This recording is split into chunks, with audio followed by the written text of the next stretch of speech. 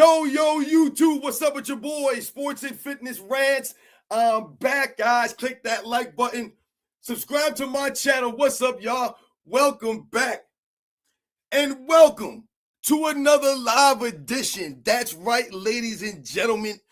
We are back with a special Sunday morning All-Star Weekend rant. And we gonna rant about some of the things I saw last night because I watched it all. I did. I watched it all, y'all. I watched every minute. I watched it all. I watched the three-point contest. I watched the shooting stars or rising, whatever the hell it's called. I don't know, some stars. I watched the slam dunk contest. Watched it all, guys. Watched the commercials. Watched everything. And we're going to talk about what I witnessed last night. So once again, shout out to everybody out there that continues to come through, support my channel. You guys know the deal, man. You guys know what's about. Stopping the lies, stopping the narratives, stopping them from rewriting history. You guys know what it's about on this channel, man. So always, I want to thank you guys as always. And you guys know what to do. You know what to do. Turn the volume all the way up. Hit that play button. Remember, these lives, these videos are for educational purposes. Are y'all ready? Yeah, you know they're ready. And let's roll. So once again, shout out to all you guys that continue to come through. You guys know the deal, man. Like I said, it means a lot. Shout out to Westside coming through. The Bum Not Top 50. Shout out to you always coming through, man. It means a lot. Shout out to Lynetta 402. Renee coming through as always there. Callie Young. What up, Ivan? No, shout out to you guys. Like I said, I try to let you guys I give some of you guys the mods. He says, thank you for the mod. You know, I try to hit you guys that always come through with the moderation, or the wrench symbol. If I haven't done so for you, forgive me. I'm slow on this stuff, guys. So once again, shout out to Ivan for coming through. Shout out to my man, Ant Weston, Lomo 12. Like I said, it's always great to see the same people coming through, especially on a Sunday morning. So once again, good morning to all you guys. Thank you for coming through early. Lionel Jones, shout out to you, TG. What up, Andre Carter? You know the deal, baby. Be ready. Sports Podcast. What up? Good morning. Shout out to you guys. I'm going to be hooking up with my man Bruce over on the Format Podcast for Michael Jordan's birthday, which I believe is on the 17th, if I remember correctly. I'm going to be on his live stream, on his live show, once again, on Michael Jordan's birthday. So shout out to my man Bruce over on the Format Podcast. Shout out to Michael Knight. You know the deal. Once again, you guys know what it's about, man. Man, yeah, we'll see what they do out there. Emoji, Mr. 4427, Chase, 1738, Cameron, MCOC. You guys know the deal, man. Bernard Kemp, what up? David Young Sr. Yo, shout out to all you guys, man. You guys coming in early in the morning, man.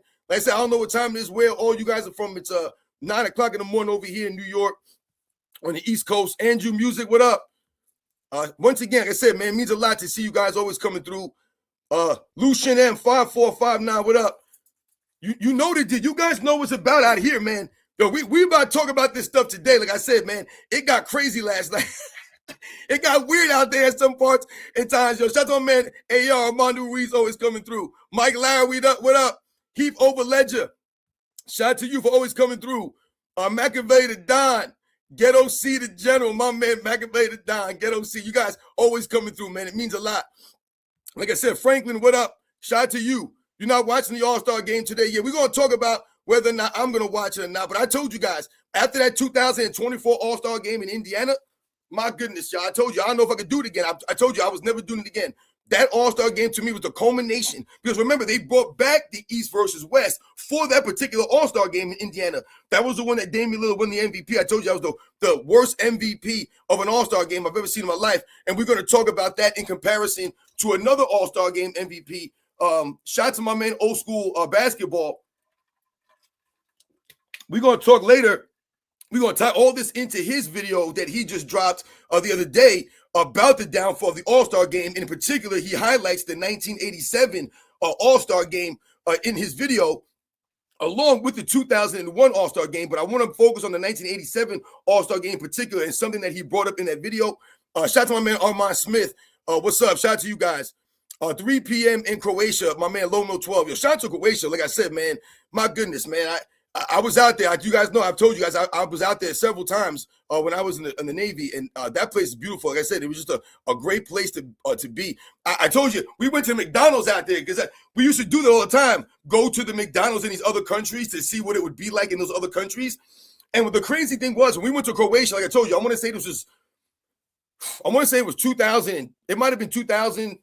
2002, I can't remember, because we went to Croatia twice, and the first time I went there was 2000, and the second time I went was in 2002, and I can't remember which year it was, but we went there.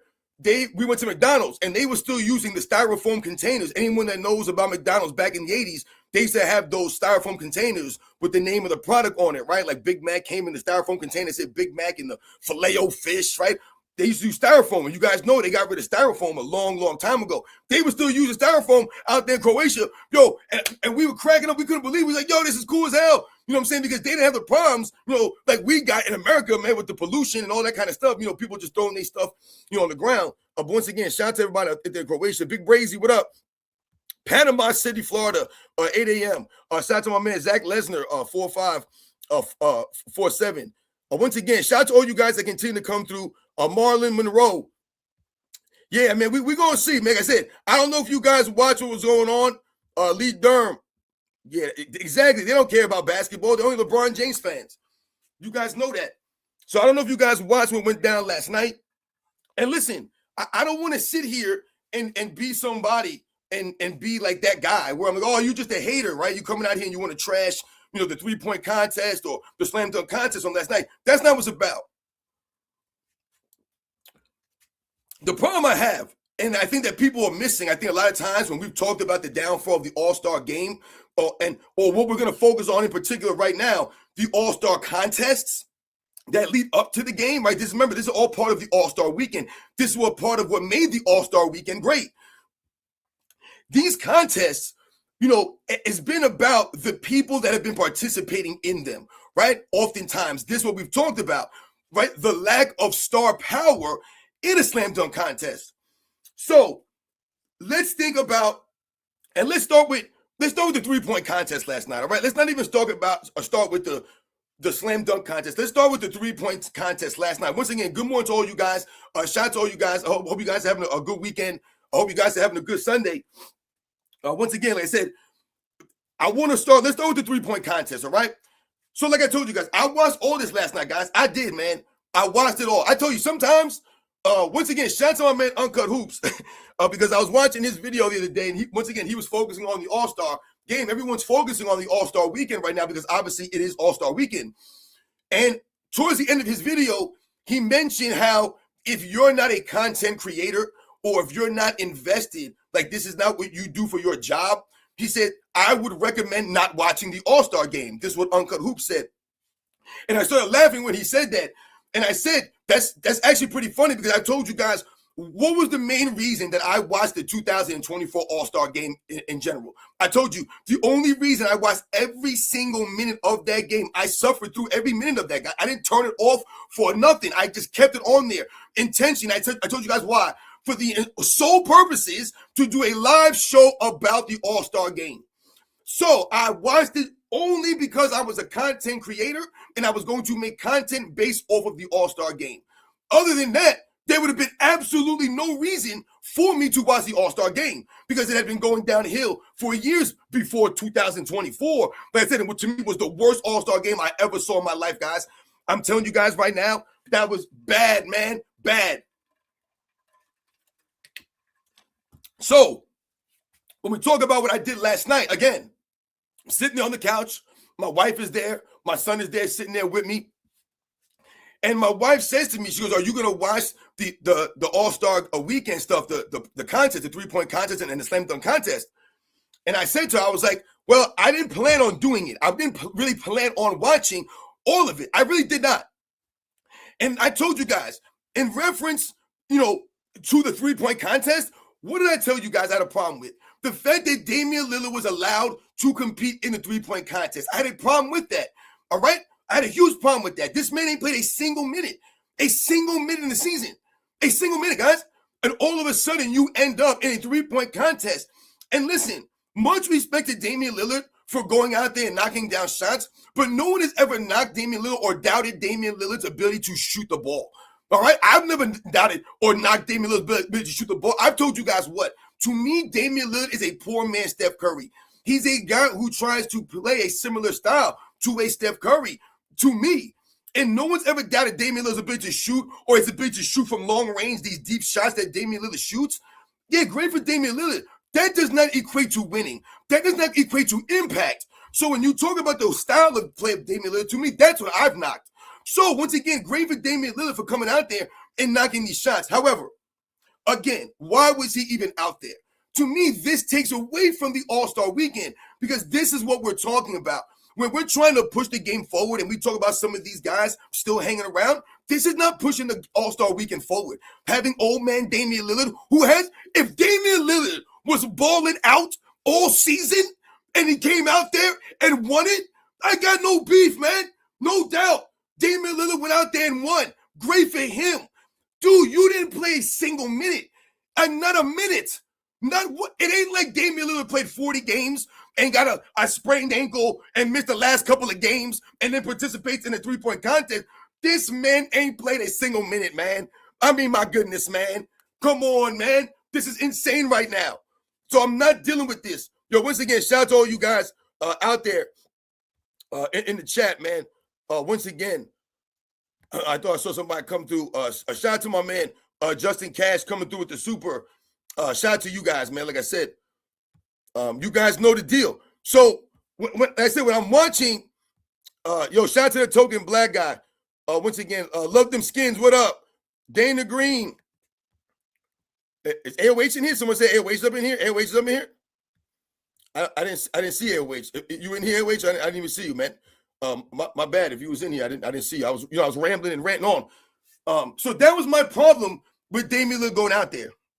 Now, when we think about what I was witnessing last night, you had some guys out there that I would have been interested to see win a three-point contest or at least have the opportunity to get into that next round. So what you have with Damian Lillard being there, a guy that no one wants to see, who wants to see Damian Lillard go out there and do anything. I told you, as far as I'm concerned, what Damian Lillard did in that 2024 All-Star game should have gotten him banned from the All-Star weekend. This man should have been banned from All-Star weekend. They should be like, yo, Damian Lillard, yo, thanks, but no thanks, dude. We don't need your services. And Damian Lillard, should not even have accepted this. Right? Why would you even accept this nonsense? Because these guys are all about celebrating themselves. They want to go out there, and now they're mentioning him with Larry Bird. Oh, Damian Lillard, three-time champ with Larry Bird. Yeah, shout out to my man LH for coming through the live stream. Once again, man. Yeah, so you have Damian Lillard out there taking away from some of the other guys that could have, proceeded, or progressed into this next round. But you have Damian Lillard there. And like I said, when you have someone like Devin Booker, who I'm watching go out there, and like I said, all this man to do is make one shot to just tie this Damian Lillard, tie him, and he couldn't even do that. So when the three-point contest started, and I'm sitting there watching this, I said to my wife, I said this to her. I said, man, I'm like, yo, guys, I'm not lying, man. I'm not lying about this. I said to my wife, she's like, what's the matter? I was like, I'm telling you right now. I said to her, I was like, I bet you this guy Damian Lillard wins the three-point contest. I bet you. And I said to her, so you know why he's going to win it? And she said, why? I was like, because I don't want him to win it. And you could call me a hater. I was rooting against that dude, man. I was rooting for everybody else. I was actually rooting for like someone like Norman Powell or the young rookie, Knuppel. I'm sorry if I'm jacking his name up. I'm not trying to jack his name. Shout out to my man King Speech Road. Shout out to you, as always. So I was rooting for, the young kid, like I said, Norman Powell, one of these, underdog type players to come in here and win the three-point contest. So, when I'm watching this, even Jamal Murray, I didn't think Jamal Murray was going to win it because to me, Jamal Murray is a guy who's better off the dribble, right? He's not a spot up, stand there, set shot, three-point shooter. That's not what the three-point contest favors, those kinds of players. Not a Jamal Murray type of player, right, who get hot. So I didn't think Jamal Murray was going to win it, but it would have been nice to see him maybe have a chance to win it. But I was rooting for one of them dudes. But you actually had, Jamal Murray go out there. You had this other guy, what's his name? They had what's his name out there? Bobby Portis. I was like, how the hell did Bobby Portis end up in the 3-point contest? Bobby Portis.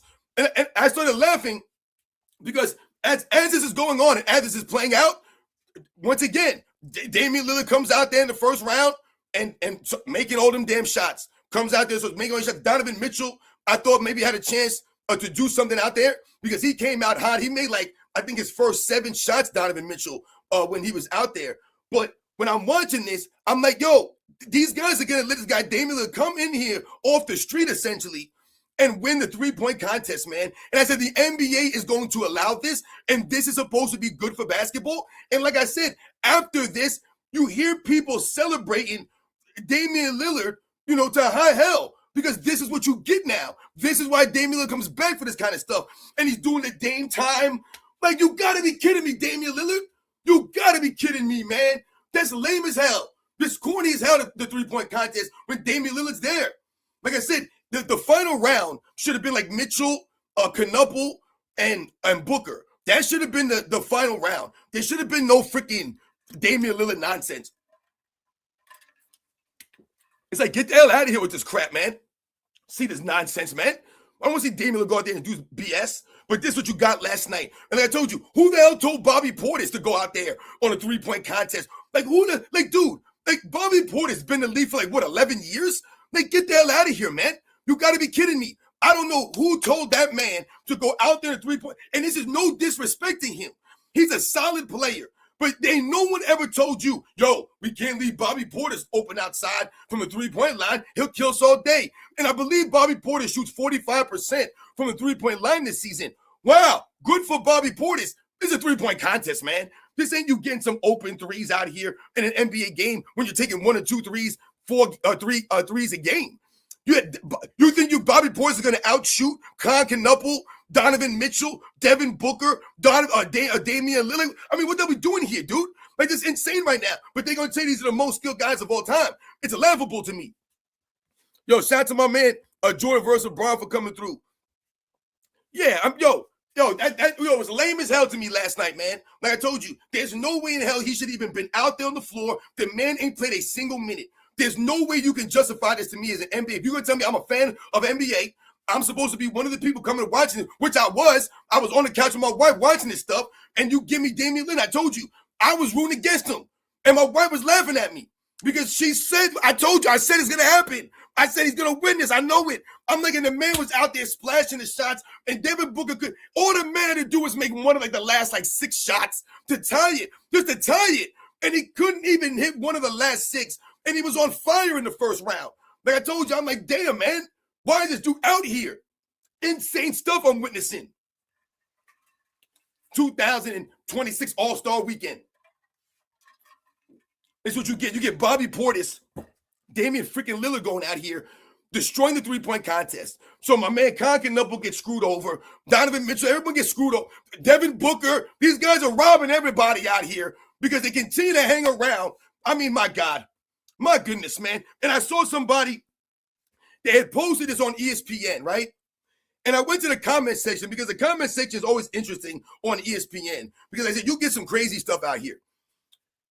Someone on ESPN wrote, not ESPN. I had posted something on my channel about something I saw on ESPN.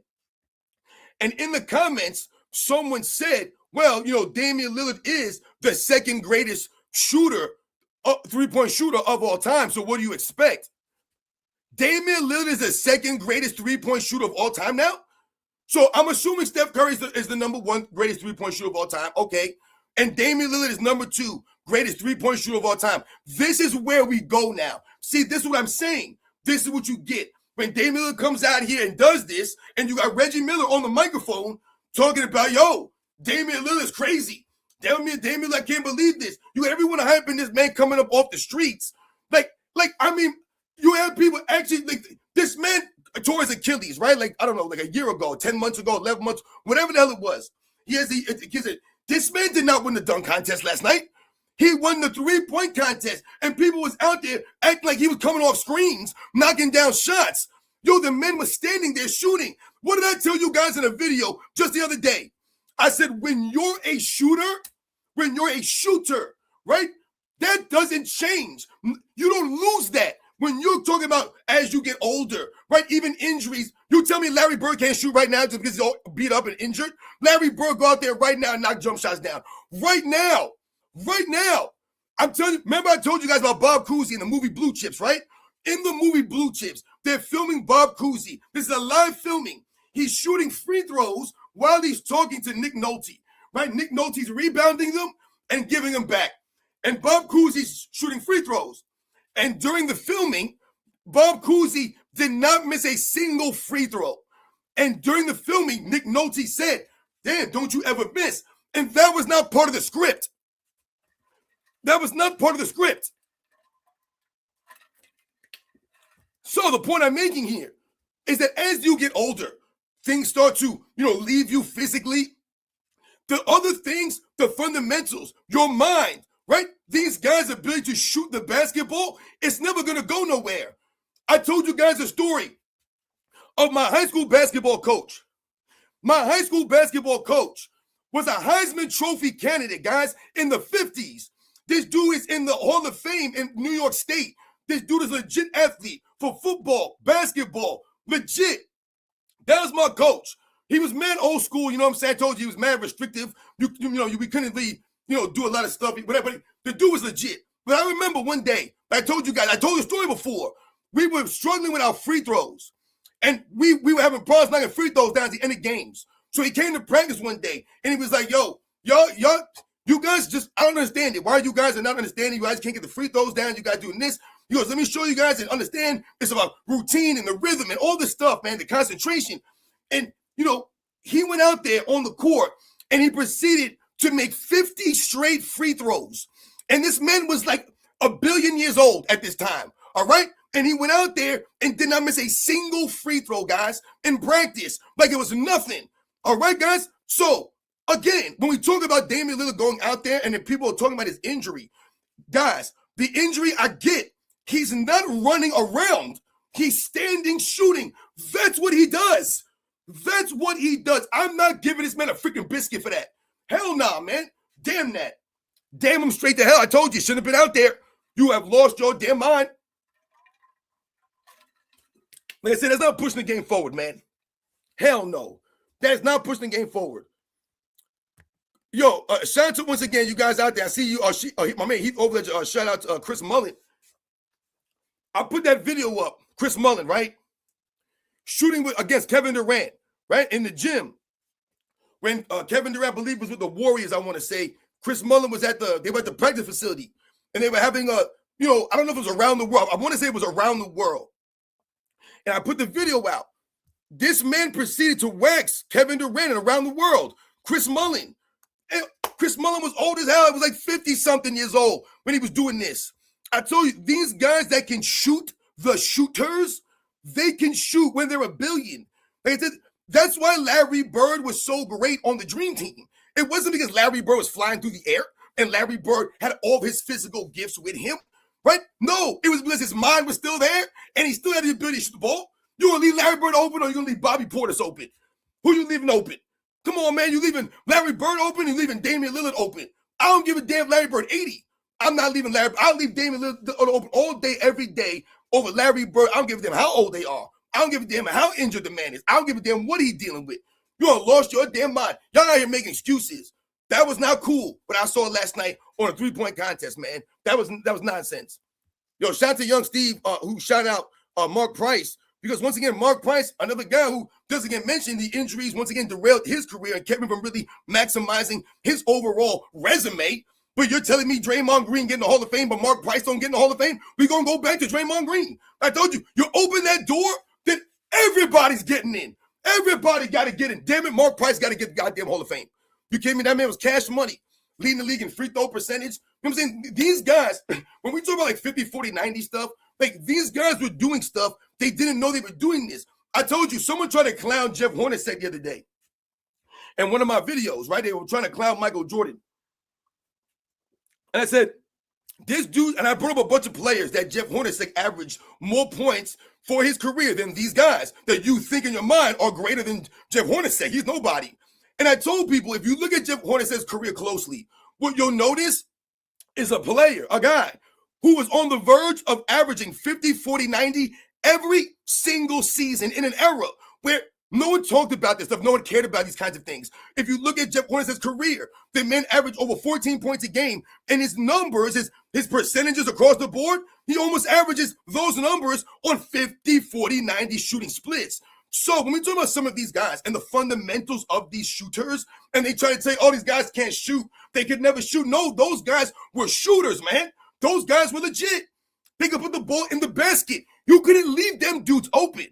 Think about when you watched the game back in the day. Think about when you were going to watching the game. How many times did you see an open shooter, right? The defense gets broken down. They kick it out to somebody. Someone doesn't rotate. Someone doesn't help. Someone falls down. Someone doesn't get back on D. Someone's left wide open for a shot. Wherever the hell it is. How often did you see those guys miss back in the day? Those guys rarely missed those kinds of shots.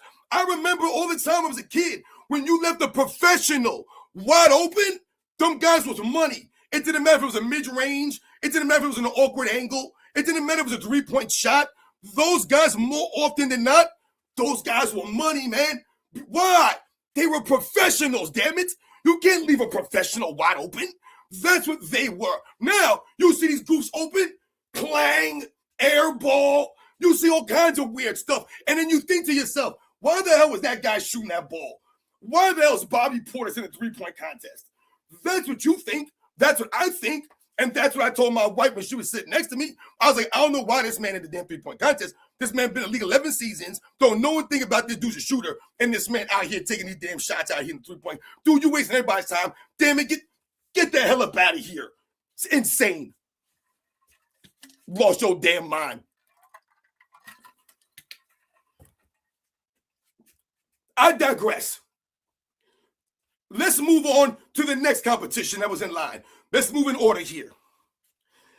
Now, this contest is called the Shooting Stars competition, I believe. The Shooting Stars, I believe it is. Correct me if I'm wrong in the comment section, please. But once again, shout out to all you guys out there that continue to shout these guys' names out. Glenn Rice, someone saying shout out to Dana Green, a true fan of basketball. You guys know these guys. Think about Del Curry back in the day. You know what's funny? Shout out to Franklin. My son, he knows Steph Curry, right? My son's number this year in the basketball season was actually number 30. We don't pick the numbers. We just get the jerseys from the people, right? There's no like, oh, I'm going to pick this number. Whatever number you get, your kid gets. So my son happened to be number 30. And the first thing he says, oh, I'm Steph Curry. And I was like, yo, that's great. Yeah, no doubt. So one day I remember we were talking about stuff, and I mentioned Steph Curry's dad played in the NBA. And I remember my son started laughing, and he was like, really? And I was like, yeah. And I said to him, I was like, he wasn't as great as Steph Curry's. I'm like, he wasn't as good as Steph Curry. I was like, but his father was a really good shooter. And I always would tell people, like, when you think about someone like Del Curry, like, what would you think about Del Curry? Like, yeah, Del Curry's not going to break you down the dribble and do what Steph Curry does. Not even close. But you ain't want to leave that dude open. You don't want to leave Del Curry open. You don't want to leave them dudes open. Them dudes is wet. So, once again, when they played their role, they played to a high level. When you have someone like Muggsy Bogues on the team, when you're breaking down the defense, when you have guys like Larry Johnson and Alonzo Mourning attracting the defense, and you have someone like Del Curry on the outside, all of a sudden he becomes a problem. He's a problem out there, damn it, because now you're running at him with your hands going crazy because everyone's defense is sucked in on Alonzo Mourning or Larry Johnson, right? Like I said, Muggsy Bogues is breaking the defense down, and then goes Del Curry, and everyone, don't leave Del Curry wide open out there because he's going to be knocking these things down. Because remember, if they're only taking 3-4 threes a game at most in this era, guys, you have to make them shots. You can't be going 1 for 4. You can't be going 0 for 4, 0 for 9, 0 for 13, 0 for 7. Like, these guys will be 2 for 13. They will literally miss 7, 8, 9, 10, 11, 12, 13 threes in a freaking row. And they'll just keep shooting them threes, man. And then they'll be, yo, them dudes just shooting 40%. Yeah, the dude's averaging 6 misses a game when Del Curry was only taking 3 threes an entire game and shooting 40% doing that. That means you have to knock those freaking shots down. You have to knock them down. Like, I don't get what people, like, let's think logically here about this stuff. So anyway, I mean, it gets crazy when you think about some of this stuff, man. I mean, like I said, when they say the guys couldn't shoot back in the day, no, guys weren't shot chuckers. All right, let's say that way. They weren't shot jackers. Once again, that's my man DC 33. You coming through with Dale Ellis, another guy. I mean, see, when you talk about guys' games translating, you talk about the Rifleman, Chuck Person. When you talk about guys' games translating, I seen you guys mention Mahmoud Abdul-Rauf, Dana Barros, Drazen Petrovic, some of these guys that you guys are throwing out there. You know, I remember Deadlift Shrimp, some of these guys that you guys are putting out. Once again, whatever they did, these guys, I told you, their role, they specialize in these roles a lot of times. There were specialists in the NBA back then. Now everyone thinks they can do everything. Everyone thinks, I can dribble too. I'm a dribbler. And then you're watching the game like, yo, who told this goofy dude to be out here dribbling like this, man? Stop it. Everyone thinks they can shoot threes. So you got fools like Bobby Portis. Oh, I'm in a three-point contest now. I'm going to go out here and chuck up 6-7 threes a game. Like, come on, man. Just stop. Stop it. I told you a couple of years ago or last year, Victor Wembanyama, he was pissing me off because the man is 7 foot $1 billion and he's on the three-point line taking almost 10 threes a game. What are you freaking doing, dude? 10 threes a game? That's not what we should be doing. So, again, all of these guys think they're playmakers. They all think that they're the number one guy. Nobody wants to play a freaking role. Back in them days, them dudes had their roles, and they respected it. So, what they did, these guys mastered this stuff. The pass first point guards, these guys were masters at it. Who was better than John Stockton at a pass first point guard? He mastered it.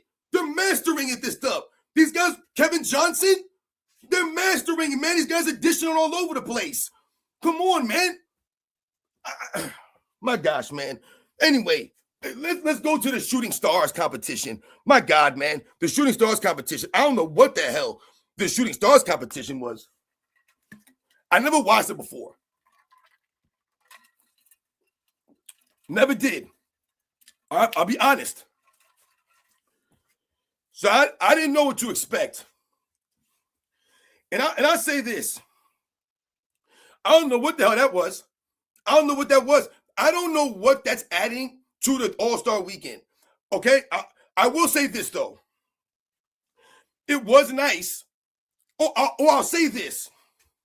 Once again, what was interesting is you have like 3 or 4 of these teams, right? And you have someone passing the ball. Okay? If you guys don't know, I'll give you a quick rundown here. So you have someone passing everyone the ball on the team, right? You have I think it was like 4 shooters and a passer, right? That's what they had. So the passer's job is to, once again, pass the ball to the guys who are taking the shots. And they have to make baskets from different spots on the court that they have already marked out. Different spots on the court, right? So everyone takes a shot from every spot, right? You get points for making them. Obviously, you don't get points if you miss it. So it's a time limit, right? As you go through these spots on the court, once again, being passed the ball by this person, you come to a half-court shot, right? And it's a half-court shot, for a certain amount of points. The amount of points is irrelevant. So during this, whatever you want to call this event, right, that you have, like I said, the Shooting Stars, I think it's called, what you have is 3 players, right? And then you have like an old school player. Right, an old school player. So what was interesting to me is that you had you had what's his name out there? My man Ron Harper was out there, right? With his kids was out there, I believe. Right, Ron Harper was out there. You had what's his name out there too? I want to say it might have been like 3 shooters and the passer. Maybe that's what it was. Like 3 shooters and a passer. I want to say. I think that's what it was. And yeah, like I said, you had Ron Harper. I think Corey Maggette was out there. Was one of the people I saw. I think what's his name was representing for the Knicks. My man Allen Houston was out there, right? Allen Houston, and you had I think Anthony Anderson was one of the passers, right? You're like a celebrity. I think they had 2 Chainz was out there. If I think right, 2 Chainz, right? Yeah, 2 Chainz out there, and shout out to 2 Chainz because I don't know his music that well. I know some of his songs. I mean, you guys see the kind of music I listen to. It's kind of mostly older hip hop music, if anything. But anyway, but shout out to him because he obviously has some basketball skills. I believe he played in college, if I'm not mistaken. And his passing ability, his passing skills to do is whipping passes out there. So shout out to 2 Chainz, man, because I was probably more impressed with 2 Chainz passing than I was with the actual event. So once again, shout out to 2 Chainz. But anyway, you had I think Rick Brunson was doing the passing for the New York Knicks. And like I said, you had Karl Anthony Towns, Jalen Brunson, and Allen Houston, right, out there doing the shooting.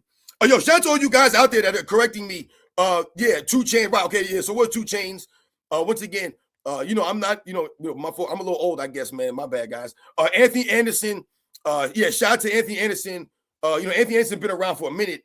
Anthony Anderson head look mad big now because he lost all that weight. No knock on Anthony Anderson. Much respect. I know he had like diabetes or something like that. So shout out to him for losing all that weight. But you get used to seeing somebody, and then when you see them, like his head look mad big now. When I see Anthony Anderson, so once again, shout out to him. Yeah, they had performance out there. Ludacris performed. So once again, I think Ludacris performed. I guess that was like their halftime show. Ludacris. So once again, shout out to everybody. Like I said, I told you, I watched it all, guys. I'm not lying about this. I watched it all. I'm not lying to you. I watched everything, every damn minute, y'all. Every damn minute. So once again, yeah, Shai said 2 Chainz was a good basketball player. Yeah, I respect 2 Chainz. Like I said, they said he played in college. If you play basketball in college, I don't care what level it was. You got to have some skills, man. It ain't easy to play to make a basketball team in college. So once again, when I found that out, and like I said, when you see, once again, it's not them just saying, "Oh, he played basketball in college." Anyone can say that, right? But when I watched him throw the passes, that was all I needed to know. Once again, the videotape let me know his ability because this man was whipping passes. When you saw guys like Anthony Anderson, like not maybe so much Rick Brunson because we know he played in the NBA, but when you saw Anthony Anderson, I can't remember who the other person was making some of the passes. You can see the skill level in the passes that he was making because some of those passes, because they were standing pretty far away from some of those spots on the court. And he was, the dude was whipping chest passes, like dudes was catching it, like I said, was like a professional. Bang. You know what I'm saying? Like if you play basketball and you see people snapping passes, dudes whipping passes, you see the how they pass the ball, you can immediately tell someone's ability in this. Not saying they're the greatest basketball players of all time and they can play in the NBA or none of that stuff, but you can see. Like I said, guys, the ability levels of people off of these kinds of fundamentals. Once again, the fundamentals of basketball, you can see this stuff.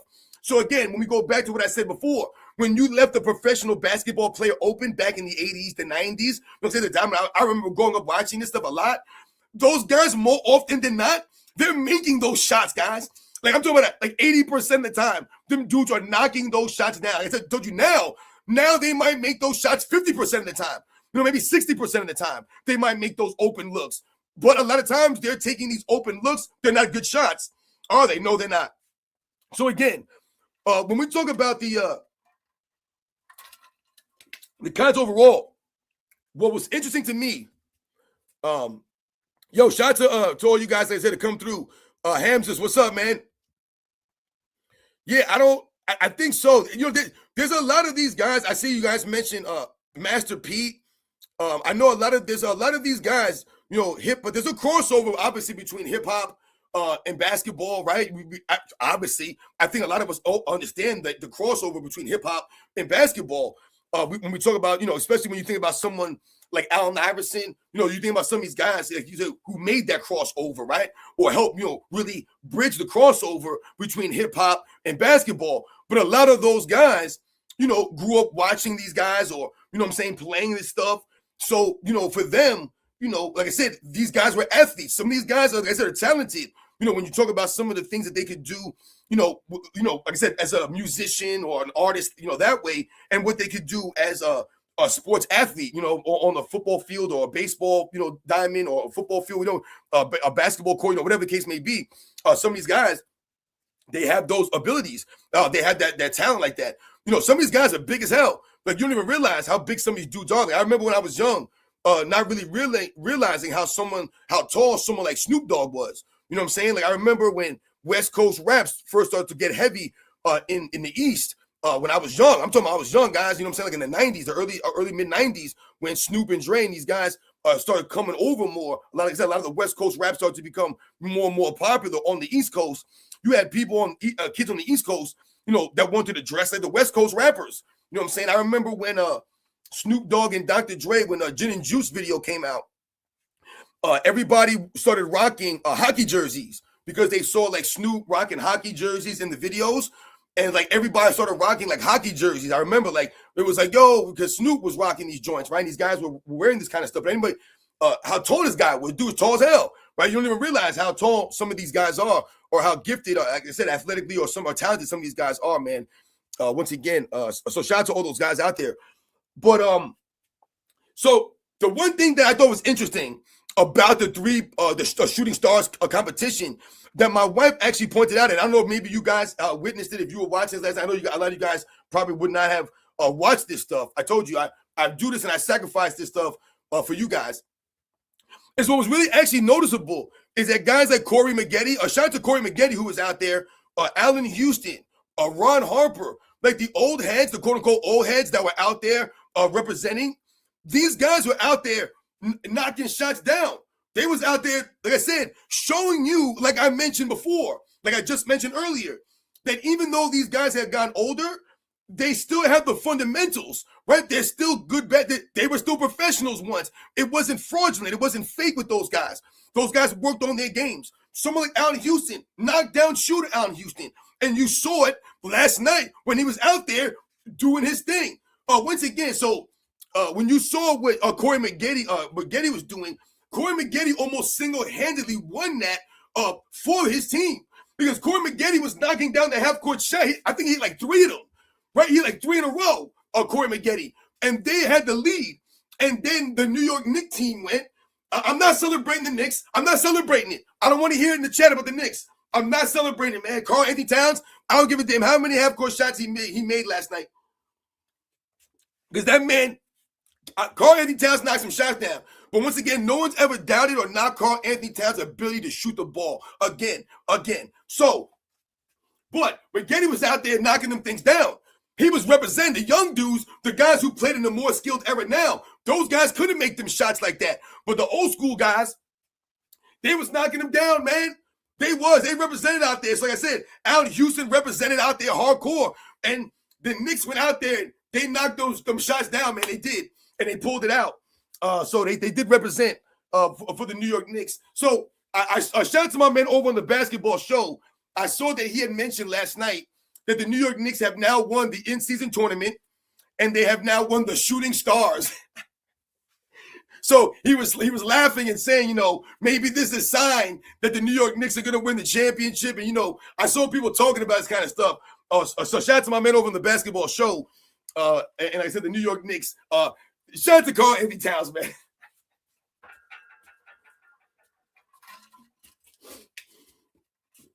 Oh, Gumby Rubber Legs, man. My goodness, man. Oh, goodness gracious. Shout out to my man, Infamous Styles. Goodness gracious. Like I told you guys, it was quite a scene out there last night, man. It was really some funny stuff, man. So once again, shout out to those guys. Oh, goodness gracious, man. I don't know. The Knicks, man. We're going to see.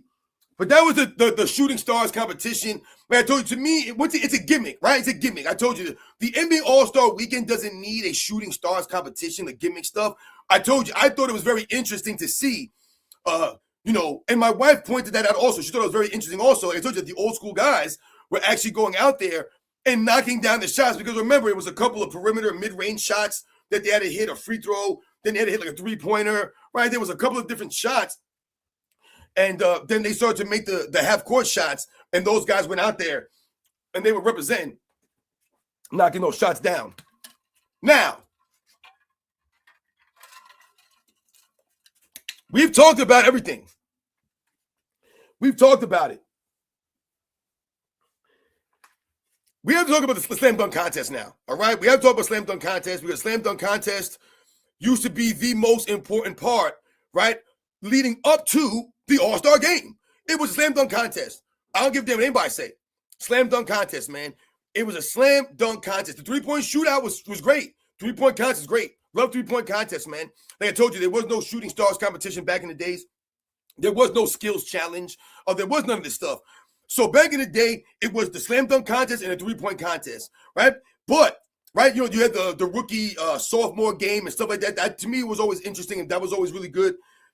But when you talk about the slam dunk contest and the 3-point contest, and you talk about the slam dunk contest overall, that was where it was at. That was the culmination. That's why it was always at the end, right? The slam dunk contest was always the last event, right? You bring it all home with the slam dunk contest.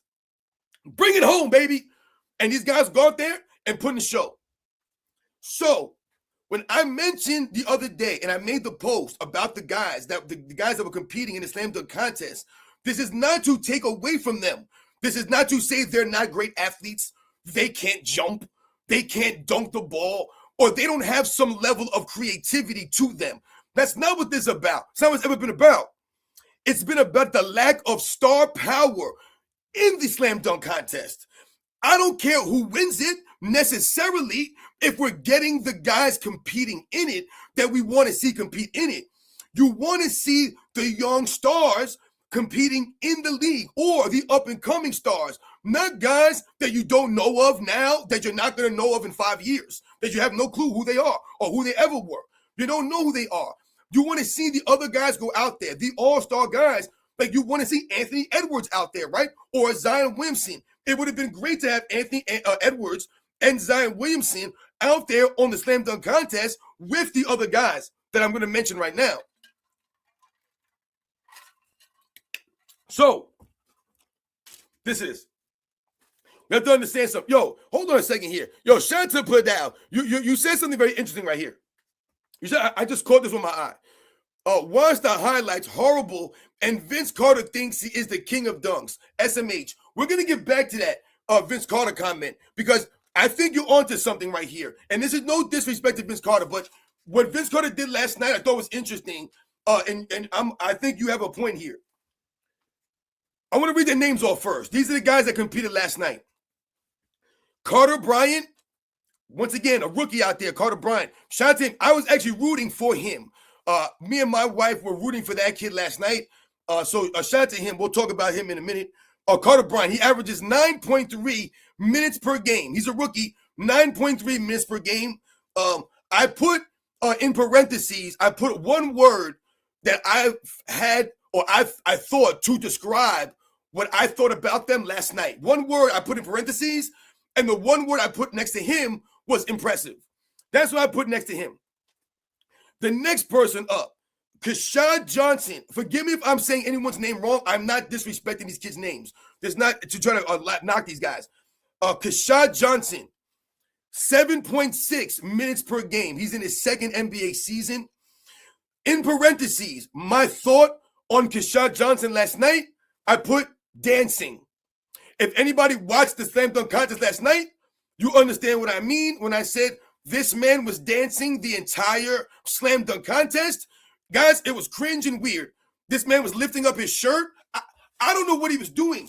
Every 2 seconds, he kept doing this with his shirt, lifting up his shirt up. Guys, it was weird, man. It was, when you talk about the word weird that I use on this channel, guys, it was weird as hell, guys. That was some cringe-ass stuff, man. My wife was sitting there, she said, what is this dude doing? I'm like, babe, I don't know what he's doing. I ain't never seen it before. This man did not stop dancing the entire slam dunk contest. And I'm not knocking people for being themselves, man, and you want to have a good time. But if it comes to a certain point in time where you overdo it, dude. You looked ridiculous. You were embarrassing yourself. It just looked stupid and silly. You looked corny. I mean, guy, stop. The entire slam dunk contest, this dude was doing this. He's doing this. Guys, the entire time. He didn't stop dancing. So I put dancing in parentheses. That's what I put, because that's what he did. It's sad because he had a couple of nice dunks, right? But what do I remember? I remember your corny dancing and your weird, cringy dancing. That's what I remember. Let's go to the next kid. Jace Richardson. Now, originally, I did not know who this kid was. I did not know he was Jason Richardson, Sitton's son. Anyone that knows who Jason Richardson is, then you know, excuse me, guys. Then you know Jason Richardson, like, he a legit dunker. Jason Richardson is a legit dunker. So let's think about this for a second. Jason Richardson never made an All-Star game, never made an All-Star team. Jason Richardson never made an All-Star team. Did you guys know that? I didn't know that. I thought he made at least one. Never made one, Jason Richardson. But that man, once again, was one of the really good players. He was one of those guys who was a All-Star caliber player. He was a borderline player. But the man could average 20 points a game like nothing. And he was a high flyer. One of the great high flyers in dunk contest history is Jason Richardson. Make no mistakes about it. That's not his son. That's not his son, man. That's what I got last night. And no disrespect to his son, because like I said, I give his son a lot of credit going out there and competing. He went out there and competed. He's 6'1", all right? 6'1". So my wife was rooting for him because she said, yo, he's only 6'1", and he's going out here and he's doing this stuff. And he had a couple of nice dunks, but he ultimately almost killed himself out there. He almost concussed himself out there trying to do one of these crazy, over-the-top dunks that you don't really have to get too over. Sometimes you have to get way over the top. You know what I'm saying? But you don't have to do that. So when you think about, Jason Richardson, and you think about his son, and someone that commented to me, like, yo, don't knock those guys. That's Jason Richardson's son.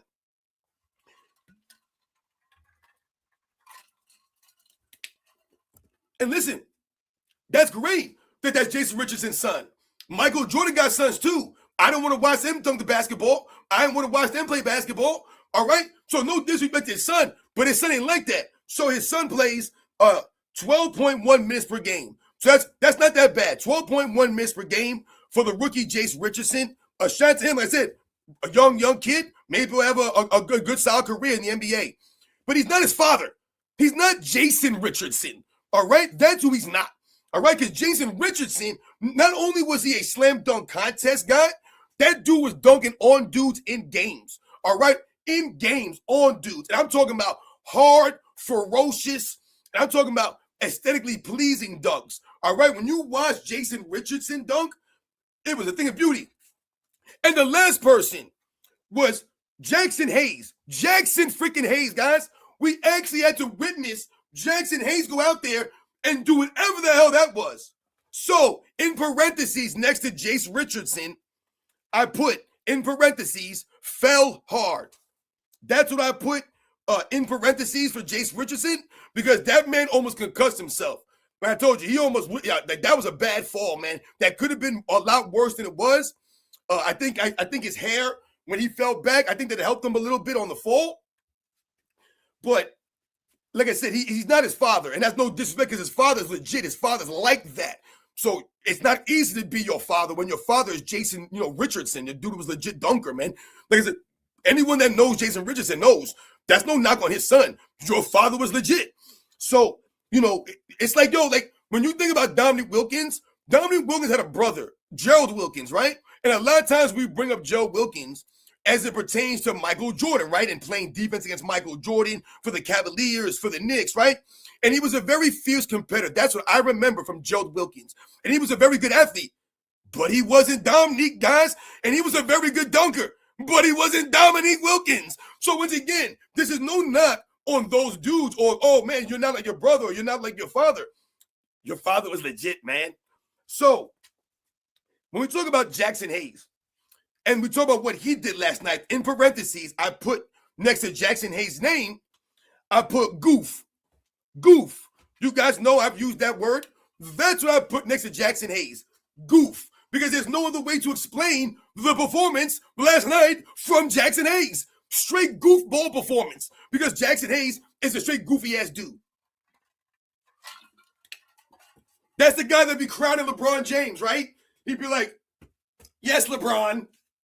And LeBron be like, yes, crown me. Crown me. I'm LeBron James.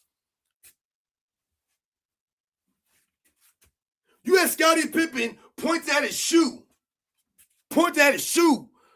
Begging Michael Jordan to come back. You got LeBron James being crowned by guys like Jackson Hayes. This is what you got. My goodness, man.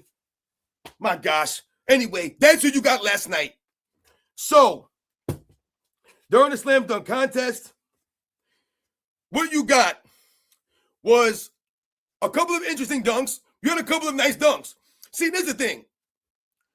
Like I said, I'm not here to knock these dudes. Like I said, I was rooting for the Carter Bryant kid. And to me, he had the slam dunk contest wrapped up. Jackson Hayes' first dunk, I don't know what he was doing. Like, he didn't even know what he was doing. And when I'm telling you guys, a lack of creativity, or a lack of originality, or a lack of aesthetics, right? Just a lack of overall flair. No charisma. There's no swag. I told you the one dude was dancing the whole time like a weirdo. So like, how am I supposed to root? I told my wife, we're sitting there, I said, I'm not rooting for that dude by default. I'm like, I don't give a damn what dunks he does. If he don't stop dancing, I'm not rooting for this clown. And that fool did not disappoint me. He did not stop dancing. He danced the entire dunk contest, and he won. And he won. Guys.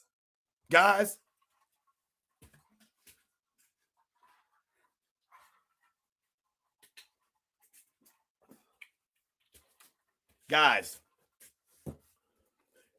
not only did I have to witness Damian Lillard come off the street and win a three-point contest that he should have never even been allowed in, not only did I have to watch that, I had to sit there and witness this dude come out there and dance for the entire dunk contest and then win it and then keep dancing and then get the trophy.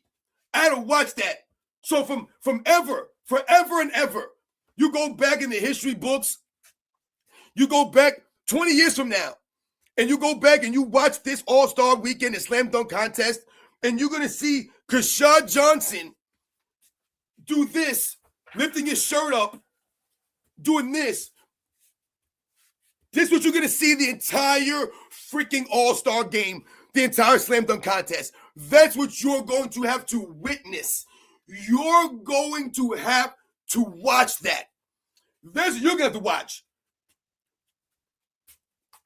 I've never seen, like, dude, come on, man. I get it. He's a young dude. No doubt, man. Like I said, you came out with E40. The dude came out, yo, hold up. Yo, no disrespect to E40, but my man, dude, yo, hold up, man. What the hell was this dude wearing on his head yesterday? Are you freaking kidding me? Are you kidding me? Dude, did you guys see what E40 was? This is no disrespect to E40.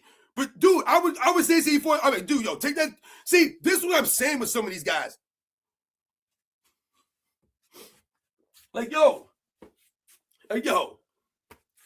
just because you're E40 doesn't mean everything you do is cool. Everything that you wear is cool, or everything you say is cool, or everything that you drive is cool. You know, everything. It doesn't mean that. That's not what it means. You're not above reproach. You're not above me saying, yo, take that freaking. It looked like he was with a condom on the top of his head, man. You know what I'm saying? Like I said, man, I'm not E40. I'm not saying that I'm cool or I'm cooler than him. But to me, dude, you look silly. That no one told E40, like no one was like, yo, like when he was getting ready to walk out with this dude with the dancing, no one was like, yo, come here for a second. Like, yo, what up, man? Everybody was like, yo, E, listen. Yo, E, listen, man. Yo, you E40, man. Yo, you E40, no doubt, man. You the man. You a legend out here in the streets, man. We respect you. But yo, don't go out there with that thing on your head, man. Don't do that, man. You look crazy, man. I don't know what that was, man. Come on, man. Like, yo. And you know what's really sad right now? Is like, I feel like as I'm saying this, and yo, shout out to all you guys. Yo, shout out to Newman. Yeah, that's what I'm saying. Man, I'm not saying that E4 is not cool. Exactly. I'm not saying he's not cool. I'm not saying his music. I've listened to his music before. I am not saying he is not cool. I'm not saying that his music ain't hype. I'm not saying that none of this stuff. None of that. I'm just saying last night what he was wearing on his head was not cool. That looked silly as hell, man. Like that's what I thought. Like I said, I'm not cool like that. Maybe that's a style. Maybe I'm not up on it. And I know I'm not up on the style because I'm not stylish like that. So once again, I mean, you guys see what I wear. Do I look like I'm the most interesting man in the world? Do I look like one of them dudes? No, I'm not one of them dudes, man. So once again, I'm not putting any dispersions or casting any dispersions on E40 or his music career. Like I said, his style sense. I'm just saying in that instance, I'd have pulled that dude aside and be like, yo, E, man, why don't you take that off and throw something else on? Because that ain't working, man. It ain't working right now. And if people had told me, yo, don't worry about it, let me do it. All right, no doubt, man. But then we have the right to laugh at you now, though. And that's what we're doing right now. But anyway, it's not about E40. But I just thought that was hilarious to me. Because like I said, you come in with the goop ball with E40, and then his dunk was nice. He jumped over E40 with the dunk, right? The behind the Meg dunk. Yo, no doubt, man. No doubt about it. Like I said, but when you out there acting like a big goof, like you remember all the slam dunk contests, guys. We don't have to talk about Michael Jordan. We talk about all the slam dunk contests leading up right before it started getting bad. You talk about all the great competitions, all the guys that won, right? Not all of them are big name guys, right? Guys like Terrence Ross, right? Guys like Jason Richardson, like I said, they made All Star team, right? They won it before Fred Jones. You guys remember Fred Jones? Fred Jones won a slam dunk contest. Is he a big name guy? No. So you remember some of these guys that won slam dunk contests? They have to be necessarily big name dudes. But do you remember any of those guys acting like a bunch of goofs out there? Acting like a bunch of idiots? I mean, it was laughable to me. And like I said, I felt bad for the kid Carter Bryant because he had the slam dunk contest wrapped up. He had it wrapped up. It was over. He had it. And he just tried to get too crazy out there. He just tried to get too nuts, right? He just tried to get too special. And he was trying to go through the leg off the backboard. And it was a nice attempt. And he almost got it. He went backwards and went right off the side of the rim. Now, getting back to what my man said about Vince Carter.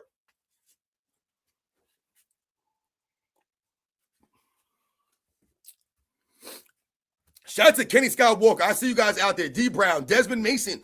Once again, Desmond Mason competing against Jason Richardson and some of the other guys. I remember Baron Davis was out there in one of those competitions that one of those guys won. I remember what's his name too had won the slam dunk contest. What was that other guy's name, man? But I mean, you think about even like Isaiah Ryder or Hal Miner. Like you didn't have to be a big name guy to win it. It wasn't about the big name guys winning it. It was about the big name guys or the guys that you knew. The star guys, the up-and-coming guys, the big-name guys, competing in it, being in it. That's what it was about. Someone being in there to raise the game up. Or, like I said, those guys being full-time starters. Jason Richardson was a full-time starter when he played in the league. You know what I'm saying? So a lot of those guys were playing a lot of minutes. They were playing big-time minutes, 20 minutes a game, 30 minutes a night. You knew these guys. I remember Joe Green. Remember Joe Green? He's not a big name dude. Joe Green. Did he make $1 billion All-Star games? No, Joe Green. But Joe Green was one of the elite high flyers. You recognize Joe Green's dunks. Why? Because what he did out there, these guys were doing some crazy stuff and in games. And these guys were on the court playing. So you didn't have to be a big name guy to win it, but the other guys were in it. Like I said, they were in the slam dunk contest there. So, yeah, Joe Green had the 4 fingers. That's right. So, back to the Vince Carter thing real quick. That I told you guys we were going to come and bring that back up because I thought that was an interesting point when he said that Vince Carter believes he's the king of dunks, right? He thinks he's like he's dunking, A-all, B-all, right? In LeBron James term. And I find that interesting because what you witnessed last night, like I said, if you watched this stuff last night, that kid, Carter Bryant, had the clear lead. All he needed to do was get a 47.5. He needed a 47.5 in his last dunk to win it because the dunks he had done up until that point had gave him enough, right? And like I said, these guys had some nights. The problem we're seeing now is everyone's doing between the leg dunks now. I think it's gotten played out. We get it. The between the leg dunk is cool, but it's getting played out now. And everyone's doing the between the leg dunks now. But these guys did some interesting dunks last night. The one that kid Jace Richardson hit his head on, it almost reminded me of the Andre Iguodala dunk from years ago that I thought he should have won the dunk contest on when he came from the other side of the backboard and he jumped up under the backboard and dunked it backwards. I still don't know how he didn't smash his face on the backboard on that dunk, Andre Iguodala. But he did that dunk, but he still did not win the dunk contest. But that dunk reminded me something to that because he was bouncing it off the backboard on the angle and then trying to catch it and dunk it. And he ended up, banging himself, getting himself stuffed in almost like the Sprite commercial from back in the day. But when when I was watching the dunk for the kid, and he was trying to get it, like I said at the end, he only needed a 47.5. So essentially, what he needed to do was just a really nice dunk, nothing crazy, just a really nice dunk that looked nice, right? A nice dunk that looked nice while you're doing it. Guys, the dunk contest is largely based off of how you look when you're dunking. Yeah, any one of those guys can go out there and dunk. They're all 6'9", 6'6". A lot of those guys, 6'7", 6'5". A lot of those guys have athletic ability we can never dream about. So we get the dunking aspect of it. But how do you look when you're doing it? A lot of those guys can jump from the free throw line, but how do you look when you jump to the free throw line? You don't look like Jordan did. When Jordan jumped from the free throw line, I told you guys it was different. It was unique. It was original. Yes, Dr. J did the free throw line dunk. He didn't look like Michael Jordan, though, guys. He didn't look like Michael Jordan. They look different, right? They look different. So when you talk about the free throw line dunks, Rick Barry, when he jumped off not Rick Barry, Brent Barry, when he jumped off the free throw line, right? He didn't look like no disrespect. His dunk was nice. I'm not saying he should have won. It was a special dunk contest for Brent Barry. But he didn't look like Michael Jordan when he jumped from the free throw line. Did he? No. He looked different. We talk about how these guys look. I told you, when Dominique Wilkins did a windmill dunk, the Dominique Wilkins windmill, it looks different than a lot of and most other players' windmill dunks. Because not only does he look aesthetically pleasing when he does it, the way his body moves, the way his legs, his arms, the motion of his body, but also the force that Dominique Wilkins would come down with. It was original. It was authentic, once again, to Dominique Wilkins and how he dunked the basketball. So a lot of those guys, that's what we're talking about. How do you look when you're doing this? So when we go back to Vince Carter here, when the kid is missing, right? When the kid was missing the dunk, the time was running down.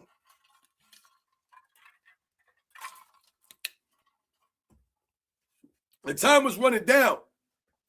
So when the time is running down, when you think about how, it came a point where you think, like I said, yo, stop trying to do the crazy through the leg, right? Off the backboard, catching, dunk backwards. Like, don't try to do that anymore. Bail on that, man. You don't need that. That's not what he needed to win. All he needed was to do something creative that you could think of, but it didn't have to be something weird. Like I said, gimmick dunk. That doesn't be a gimmick dunk. Just create something right there. Like I said, that would look good. That, once again, it's kind of difficult to do, but something that would look good to do that you can get a 47 or 48 on. And instead, Vince Carter comes out, and Vince Carter is, once again, talking to some of these guys during the dunk contest as the time is running down. And I'm sitting there, I'm like, why is Vince Carter talking to this kid? And the time is running. And I'm like, yo, this kid needs to get a dunk up. Dude, you're going to lose the dunk contest. And Vince Carter's over there, like, yeah, you got to time it out when you step off the left foot, when you throw off the thing. And Vince Carter, stop. Vince, stop, man. You ain't never did this kind of dunk before.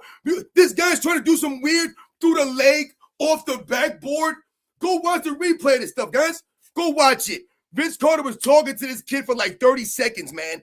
I was like, yo, what is going on? Why is Vince talking to this kid? Vince, tell this kid to do a 360.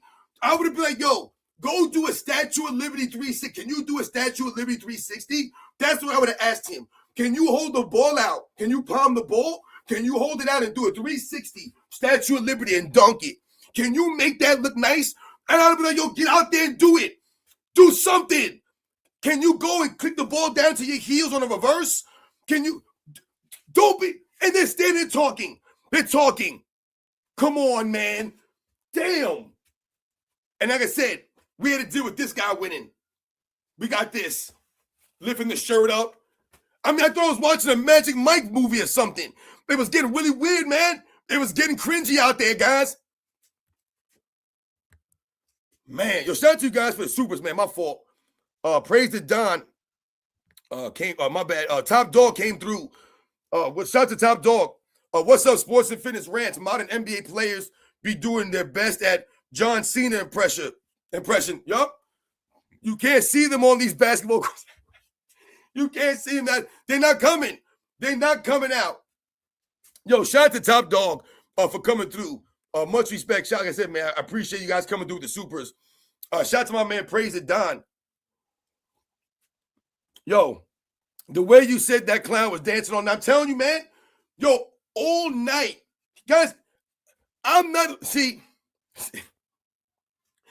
oh, Sports and Fitness Rants a hater. I'm a hater. Guys, if you didn't watch it, I watched it. Go back. He danced every time he was on camera. He's dancing.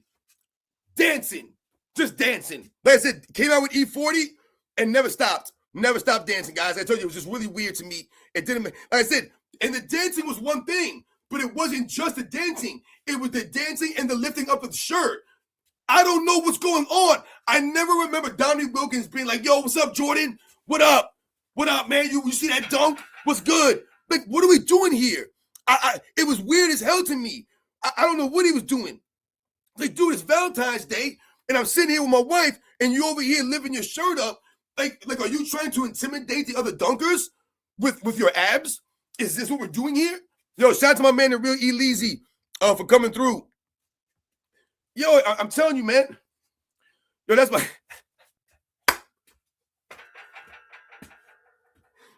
Who you talking? You talking about E40? You talking about E40? Yeah, once again, shout out to E40, man. Like I said, man, yo, I don't want no beef with E40, man.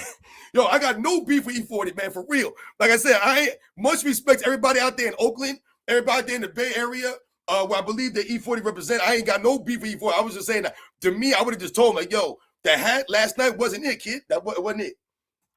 Just look funny to me. But you know, like I said, I'm not a cool dude. So like I said, maybe that's the style. You know, like I said, I could be. Like I said, I'm not up on any of this stuff. Like I said, E40 probably look at me like, yo, who's this corny ass dude talking about me and my hat? Look at you. No doubt. Much respect. You right about that. So, but like I said, man, I don't want no beef with him and his people because like I said, I'm not a gangster for real. Shout out to my man, the real Eleazy, for coming through, man. Yo, shout out to my man McZuggins. They act like a fool to be cool to 13-year-olds on social media. That's their priority. No, you're right, man. For real. That's what it seems like. Just act like a bunch of goofs. Like, you know, I can't get behind it. And like I said, I get it. You know, they're young. You know, 22, 23, 24, you know, whatever these guys are. I know the dude, Brian Carter, Carter Bryant, I believe he's 20 years old. So, yes, I get it. You know, these guys are young. However, when we talk about what you're doing in the moment, you came out dancing. Like I said, I get it. You came out dancing. Great. The first dunk, you dunked E40. You jumped over E40. Fantastic. I'm rolling with you, man. Let's roll. And you never stopped. You didn't stop, though. You never, at one point, it's like, dude, okay, we get it. You're hyped up. It's getting ridiculous now. I told you it was cringe, guys. At one point, you're like, come on, man, just stop dancing, please. Come on, I want to root for you, but you won't stop. What's going on here? Goodness gracious, dude. They just want to stop dancing. God, I mean, damn. What do you want? Listen, don't blame me. If you want to root for the dude, then by all means, if you had no problem with it, and I'm just an old head hating on him, and I'm not cool like that, and I didn't know that song is the joint, and whatever, that's great, man. Now, I'll be that dude then. But to me, like I told you, it got played out real quick. You know the deal. Yeah, for real. Oh, man. My goodness gracious, guys. So, I say all of that to roll right into this next point that I want to bring up, that I want to touch on and mention. And once again, shout out to all you guys that come through. Hope you guys are having a good Sunday. If it's a Sunday morning or a Sunday evening or afternoon, wherever you guys are. Once again, shout out to everybody for coming through and hanging out with me on another Sunday morning All Star Rants out here. And like you guys know, we talked and covered the entire, the events of last night. We talked about this stuff, guys, and I wanted to lead all of this into, some of the things that we've mentioned over this past weekend. Some of the things we touched on the live stream on Friday, and some of the things that you've seen other people put out, content creators, Uncommon Sense, Uncut Hoops, AOH, right? You've seen a lot of these people putting out stuff, Too Raw for TV, right? People putting out Franchise Sports TV, my man Jordan versus LeBron, right? Everyone's putting out all-star content right now. So one of the things that I wanted to touch on, once again, shout out to my man Old School Basketball, or Old School B-Ball. He just put out a video the other day about the 1987 All-Star Game, and like I told you, focusing on the downfall of the All-Star game since pretty much the peak of the All-Star game. When you talk about 1987 kind of being the peak of All-Star basketball, in terms of a couple of instances, a couple of facts I want to bring up. Not saying it was a great All-Star game, but when we talk about what the All-Star game meant, and we talk about the level of competition, and we talk about the storyline, and we talk about what was going on in the 87 All-Star, or what happened in the All-Star game in 1987, we have to understand the kinds of players that were involved in the 1987 All-Star game. And we talk about where we've come from then to now. And if we go back and we think about that All-Star game, 1987, guys, I'm here to tell you something right now. And once again, shout out to Old School B-Ball, because Tariq, I believe his name is Tariq. Forgive me if I'm saying your name wrong, man. I know he's come to my channel before and commented on my videos before. So shout out to him for the support. But he's a great storyteller, man. Absolutely. I know a lot of you guys shout me out for my ability to tell you guys some of these stories, the way that I'm able to break some of this stuff down to you guys. But he has a very unique ability to tell stories. And like I said, his stuff is very professional, man. I mean, excellent, top-notch stuff over there on Old School B-Ball. And the way that he tells the story and the video footage that he provides during this video, if you haven't seen the video, guys, I shared it this morning. Amazing stuff. So he highlights the 87 All-Star game and the 2001 All-Star game in particular, those two All-Star games in particular.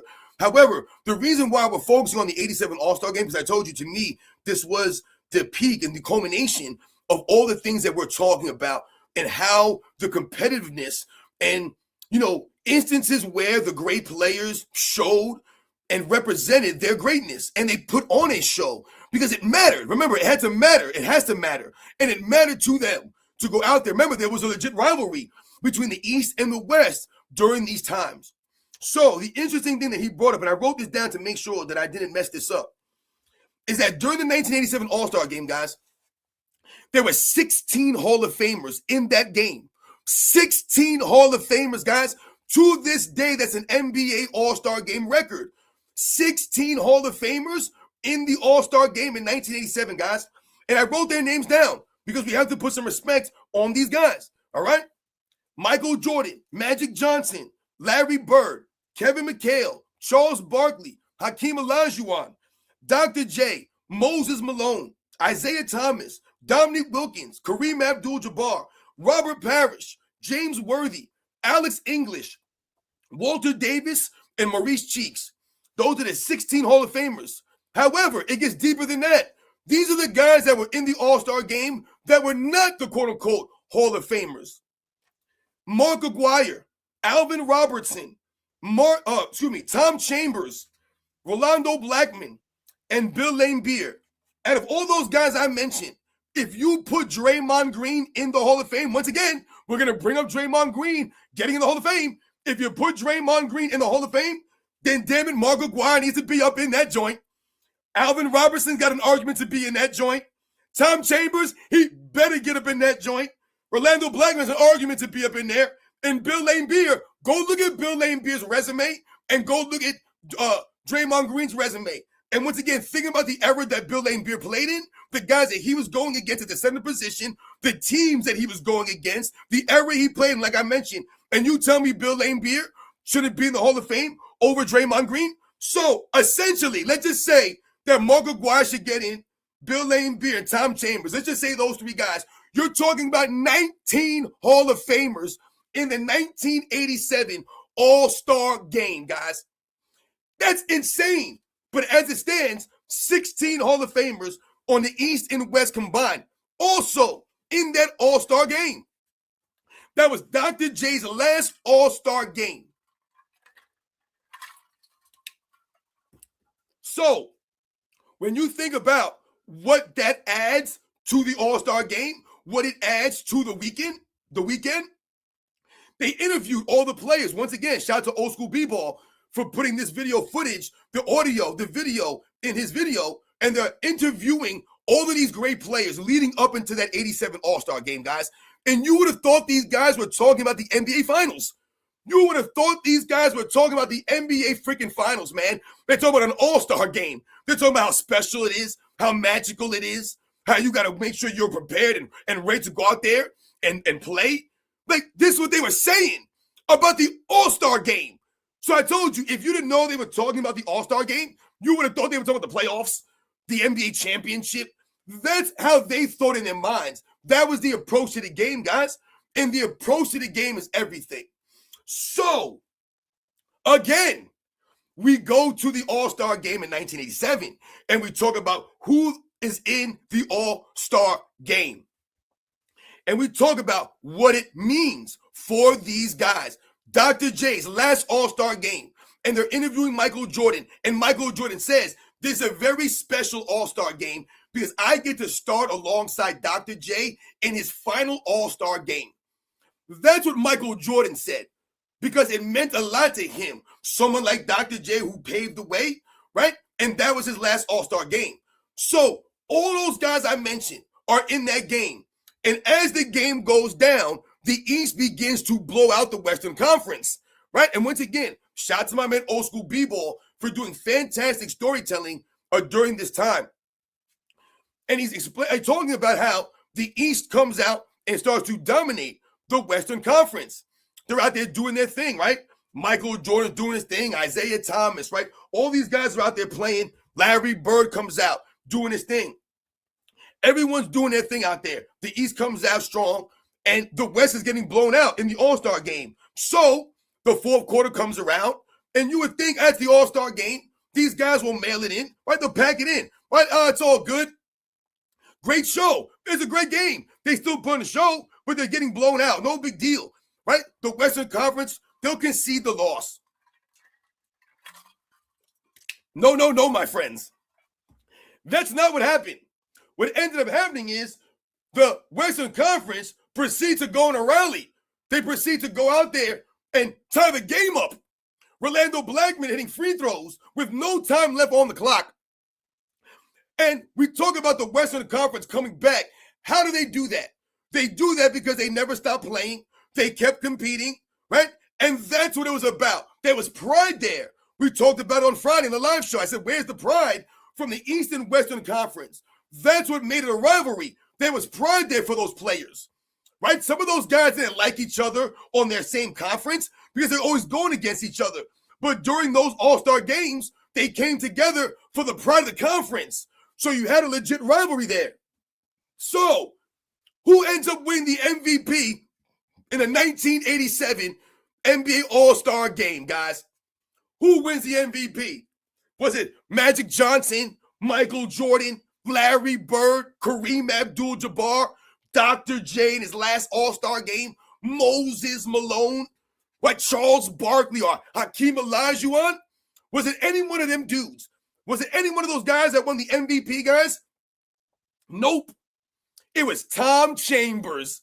Tom Chambers, the guy that we've mentioned many, many times on this channel, that a lot of you guys remember, and a guy that we've said again, if you're going to put Draymond Green in the Hall of Fame, if you're going to tell me that Draymond Green deserves to be in the Hall of Fame, then Tom Chambers needs to be in the Hall of Fame, guys. That's who needs to be in the Hall of Fame then. So I want you guys to think Tom Chambers was the MVP of an All-Star game. Not that the Western Conference blew the East out and Tom Chambers just got some fraudulent, fake All-Star game MVP just because. No, he was actually part of the comeback to help the West tie the game, send it to overtime, where the West would once again pull away from the East and win the game. Tom Chambers, the same guy I've told you guys before on this channel, there's a higher career high scoring in an NBA game than Kevin Durant. But they tell you Kevin Durant is the most skilled offensive scorer in NBA's history, the most efficient scorer in NBA's history.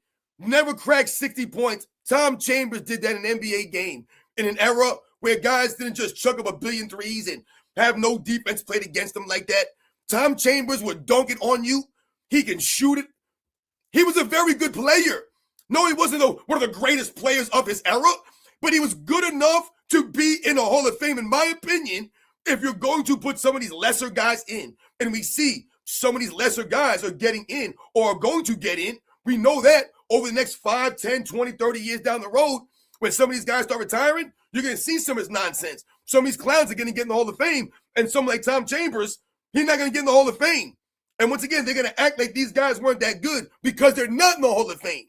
No, they weren't Hall of Fame players maybe when they played. If you want to tell me that Tom Chambers wasn't a Hall of Fame player when he played, if you want to make that argument, then maybe you can make that argument based off of his era. Maybe it's his era. Maybe. Because the era was like that. That's why maybe some of those guys didn't get in originally. Because the era was like that. But I told you, if Draymond Green's a superstar in this freaking era, if he's a defensive player, a defensive juggernaut in this era, then damn it, once again, that shows you how weak this era is. Because what would Tom Chambers be doing over the last 10 seasons in this freaking era? I'm not saying Tom Chambers would win MVP or he'd be the best player in the league, but damn it, he'd be better than Draymond Green. He'd be better than Draymond freaking Green, guys. I'm telling you right now. He'd be a perennial all-star player, Tom Chambers, easily. And he wouldn't need Steph Curry to make him that. He would have been that on his own skills and fundamentals. His own game would have made him one of those guys. So, Tom Chambers, MVP of the All-Star game with the most Hall of Famers in it in NBA history. Guys, come on, man. That shows you the talent level, the depth of those eras and those players. How someone like Tom Chambers could come out there and have an impact and win an MVP in an All-Star game with the most Hall of Famers ever. And these are not just some, Hall of Famers, because there's levels. Guys, think about the names I read off. This is 87 Larry Bird. This is 87 Bird, man. 87 Magic. You know what I'm saying? You got Kareem Abdul-Jabbar. Kareem Abdul-Jabbar a little old, no doubt. Still Kareem Abdul-Jabbar freaking bar. Mose Malone a little older, no doubt. So damn Mose Malone. These are MVP caliber Hall of Famers. These are some of the greatest Hall of Famers in the history of the game. Kareem Abdul-Jabbar is arguably the greatest player of all time. These are the guys. Michael Jordan, arguably the greatest player of all time. People tell me Larry Bird, greatest player of all time. People argue Magic Johnson, greatest player of all time. These are the guys in the freaking All-Star game. All of those guys are in the same All-Star game. Dr. J, people tell me Dr. J, greatest player of all time. All these guys in that one All-Star game. That's the level of these guys that were there. Hakeem Olajuwon, people tell me the greatest big man of all time. The greatest defensive player of all time. He was in there. That's 87 Hakeem. You better watch out. Goggles, Hakeem. Look out. Look the hell out. That man's everywhere. Every damn place. The terror. The nightmare. 87 Isaiah Thomas. 87 Isaiah Thomas. Come on, man. You guys know I don't like Isaiah Thomas personally as far as his, takes, as far as him being an analyst or a broadcaster. I don't respect that clown out here on the streets, man. As a man, he's whack out here. But I ain't never denied his game. I ain't never denied his career. That dude is like that. And that man was there in 87. And Tom Chambers won the MVP. He talked about the 2001 All-Star game, right? He talked about Allen Iverson. Once again, shout out to Allen Iverson. Another forgotten guy. Another guy they tell me is trash because Allen Iverson didn't shoot 50% from the field, right? So they'll pump up James Harden and all this stuff, right? All these things. So he talked about the 2001 All-Star game and how once again, the East was getting blown out, right, by the West. And Allen Iverson, Stephon Marbury, once again, shout out to Starbury. We mentioned Stephon Marbury the other day with the Steve Francis comparisons. And he talked about how Allen Iverson and Stephon Marbury, they decided not to stop playing. And they kept playing. And they kept competing. They didn't lay down. They didn't give up. They didn't stop. And the All-Star game in 2001 became a comeback of epic proportions. The greatest comeback in All-Star game history in 2001, led by Allen Iverson and Stephon Marbury. So when you get, or what you get, are moments, great moments of the All-Star game. Guys competing, guys not giving up, guys not doing goofy stuff, right? Guys not disrespecting the game, right? Guys upholding the standard and recognizing the moment. And that's what Allen Iverson did. He led the charge, and what you have is, like I told you, one of the biggest comeback in All-Star game history in that 2001 All-Star game. Now, you had the game a couple of years ago when it was East versus West, 2024. The score was like 200 and something. It's like 184 or something. I mean, it was laughable, guys. Laughable out there. I said you had guys jogging around like this. I told you no one ran and sprinted. Go watch the 2001 All Star game footage. Go watch that game and go see what those guys are doing out there. Here's the facts, guys.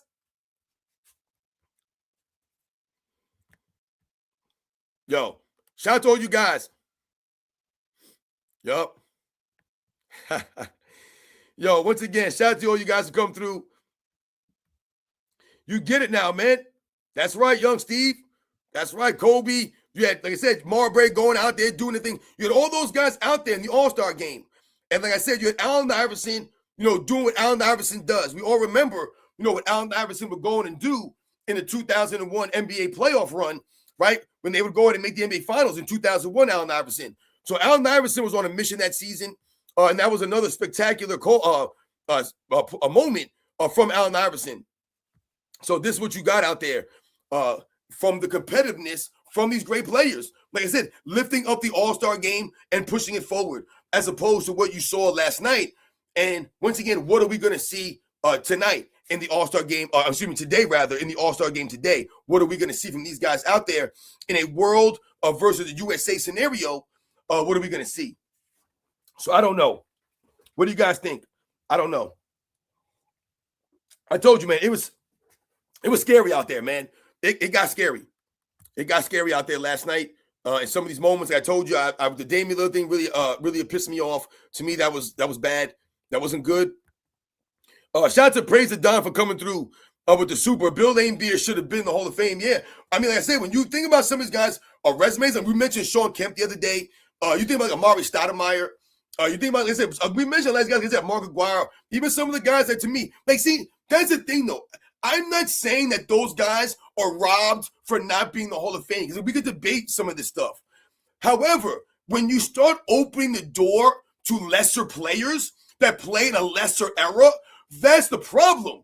Because like I said, if those guys played in those eras, right, if the guys today were playing in some of the eras, they would not be even qualified close to being Hall of Famers. I told you, Draymond Green's probably not making a roster in the 80s and 90s, guys, but in this era, he's a borderline Hall of Famer. You see the level, the difference is different.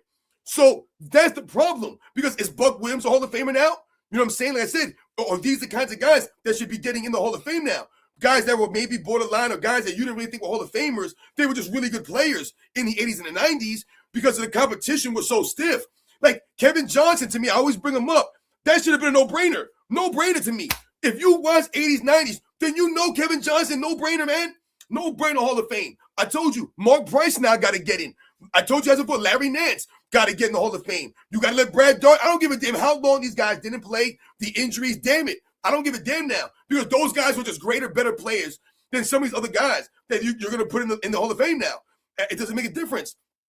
They got to come in with stricter stuff here. They got to come with a better process. It doesn't make any sense. I told you, we just go down the list of players that you can think about. And like I said, I don't give a damn how. If they played at least 6-7 years in the league and they were good, then God damn it, you got to put them in the Hall of Fame now. You got to put everybody in there. And like I said, then the Hall of Fame will lose its cachet. It loses meaning. It won't be like the Hall of Fame. It just won't be the Hall of Fame. There's two ways you can lose cachet. Right? That I can think of as a Hall of Fame, regardless of the sport. Let's think about football, for example. There's two ways you can look at this. One, like I just mentioned, the kind of players that you're letting in the Hall of Fame, that takes away from the cachet and really the prestige of your Hall of Fame, the kind of people you get in there, right? If it's very hard to get in, then that makes your Hall of Fame very prestigious. You're like, damn, he's a Hall of Famer. It means a lot. There's another way, right, that you can hurt your Hall of Fame. So if you're letting crap people in, people that are really, people don't respect, that are lesser, then your Hall of Fame loses its value. The other way, the flip side to that is, if you're not letting the right people in. So you're holding out or you're letting in bad people that were like, who are you letting in? But you're also holding out the wrong people. So some of the guys that we mentioned, how are you going to have all those guys not in, but then have these guys in there? That's what makes your Hall of Fame lose cachet. Look at the NFL right now. They're taking a lot of heat because they did not allow or elect Bill Belichick into the Hall of Fame. They did not elect Robert Kraft, the owner for the Patriots, into the Hall of Fame. So a lot of people are up in arms, right, talking about the NFL Hall of Fame, the Pro Football Hall of Fame. And what's going on? What's the steps, the procedure, the process for the Hall of Fame? And they talked about how it's antiquated, right? And it's old school and it's very weird. Like people aren't involved in this process. And it's a closed room and it's a private conversation. That's weird stuff. So again, they've said this stuff needs to change. They need to do something with this process. So the the Pro Football Hall of Fame has come under fire and they're losing standard. Now you're losing the standard because what we've seen. Now you're not letting in someone like Bill Belichick. Remember when Terrell Owens didn't get in on the first ballot? And people were like, how did Terrell Owens not get in on the first ballot Hall of Fame? It didn't make any sense to me. A lot of people, they didn't understand. So your Hall of Fame starts to get called into question. The cachet, the credentials of the people voting for this process, what it takes to get in there, now it becomes a popularity contest. It becomes political. It becomes based off of other things. Now your actual production, not what you actually did. I mean, O.J. Simpson in the freaking Hall of Fame. Now, we all know what O.J. Simpson was doing or was accused of was way after his playing career. But no one can deny O.J. Simpson's football skills. You cannot deny O.J. Simpson, the football player.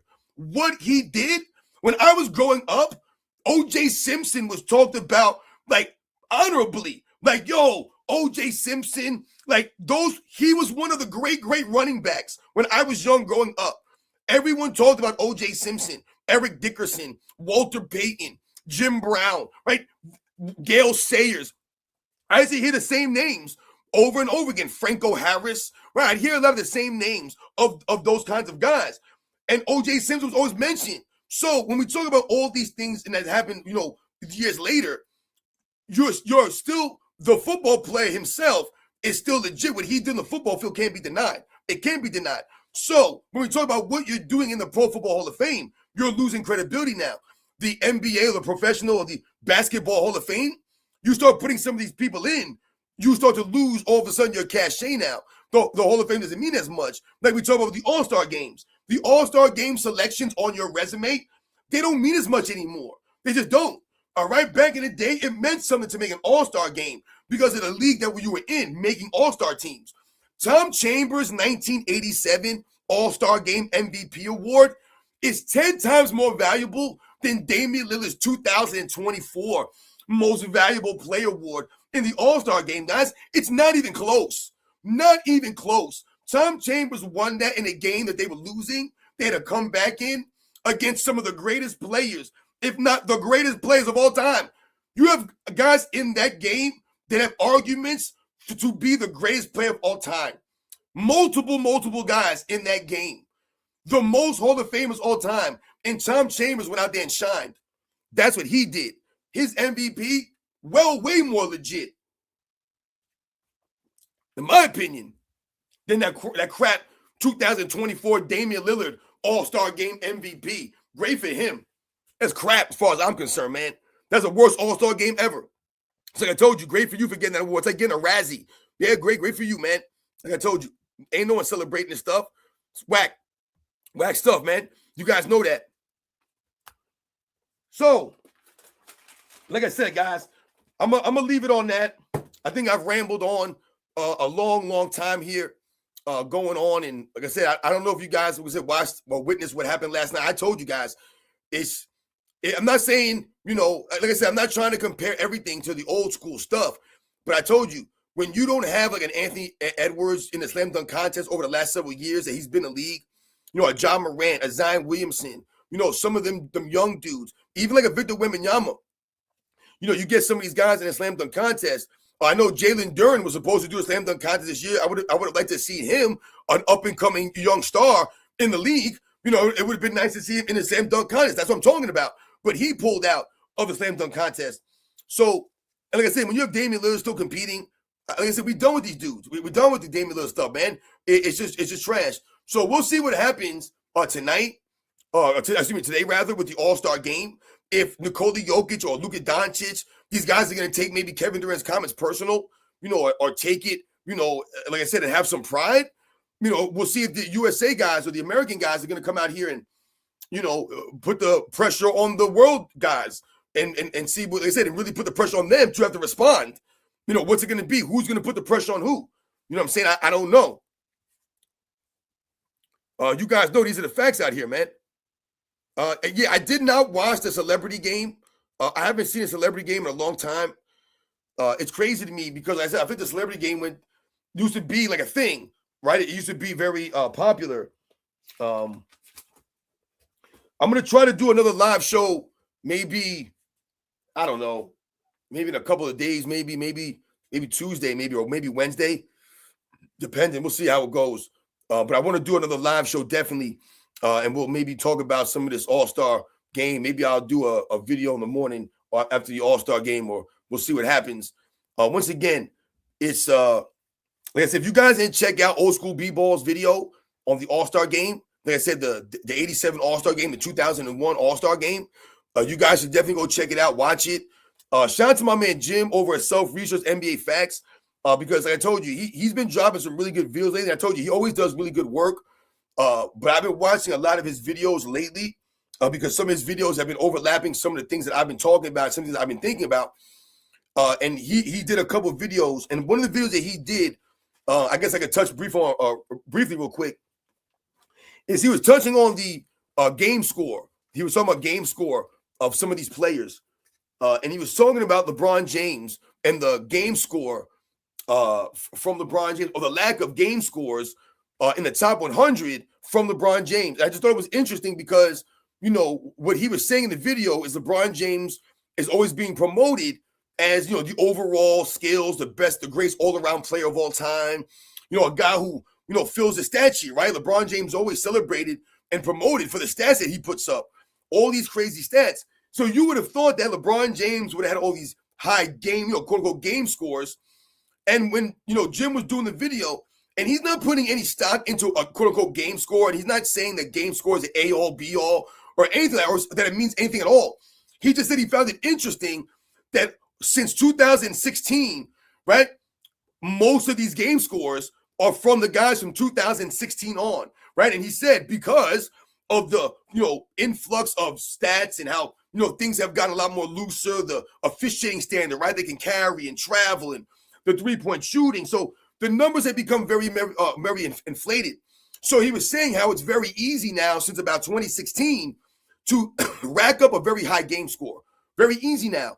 And that a lot of the game scores are now from those kinds of guys. So LeBron James has been playing, since, that time in that era. And he's always dominated the basketball, right? They always, celebrate LeBron James for all the things he does on the court. And Jim said he found it very interesting that he only had one game score in the top 20. One. I believe he said he was number 20. That was it. And he had 3 game scores in the top 100. 3. That's it. In the top 100. I believe Michael Jordan had 11, if I remember correctly, off the top of my head, of the top scores. And we all know that Michael Jordan still has the number 1 game score. Still, I don't know how he still has it, the number 1 game score. All these, numbers, inflation. But he still has the number 1 game score of all time.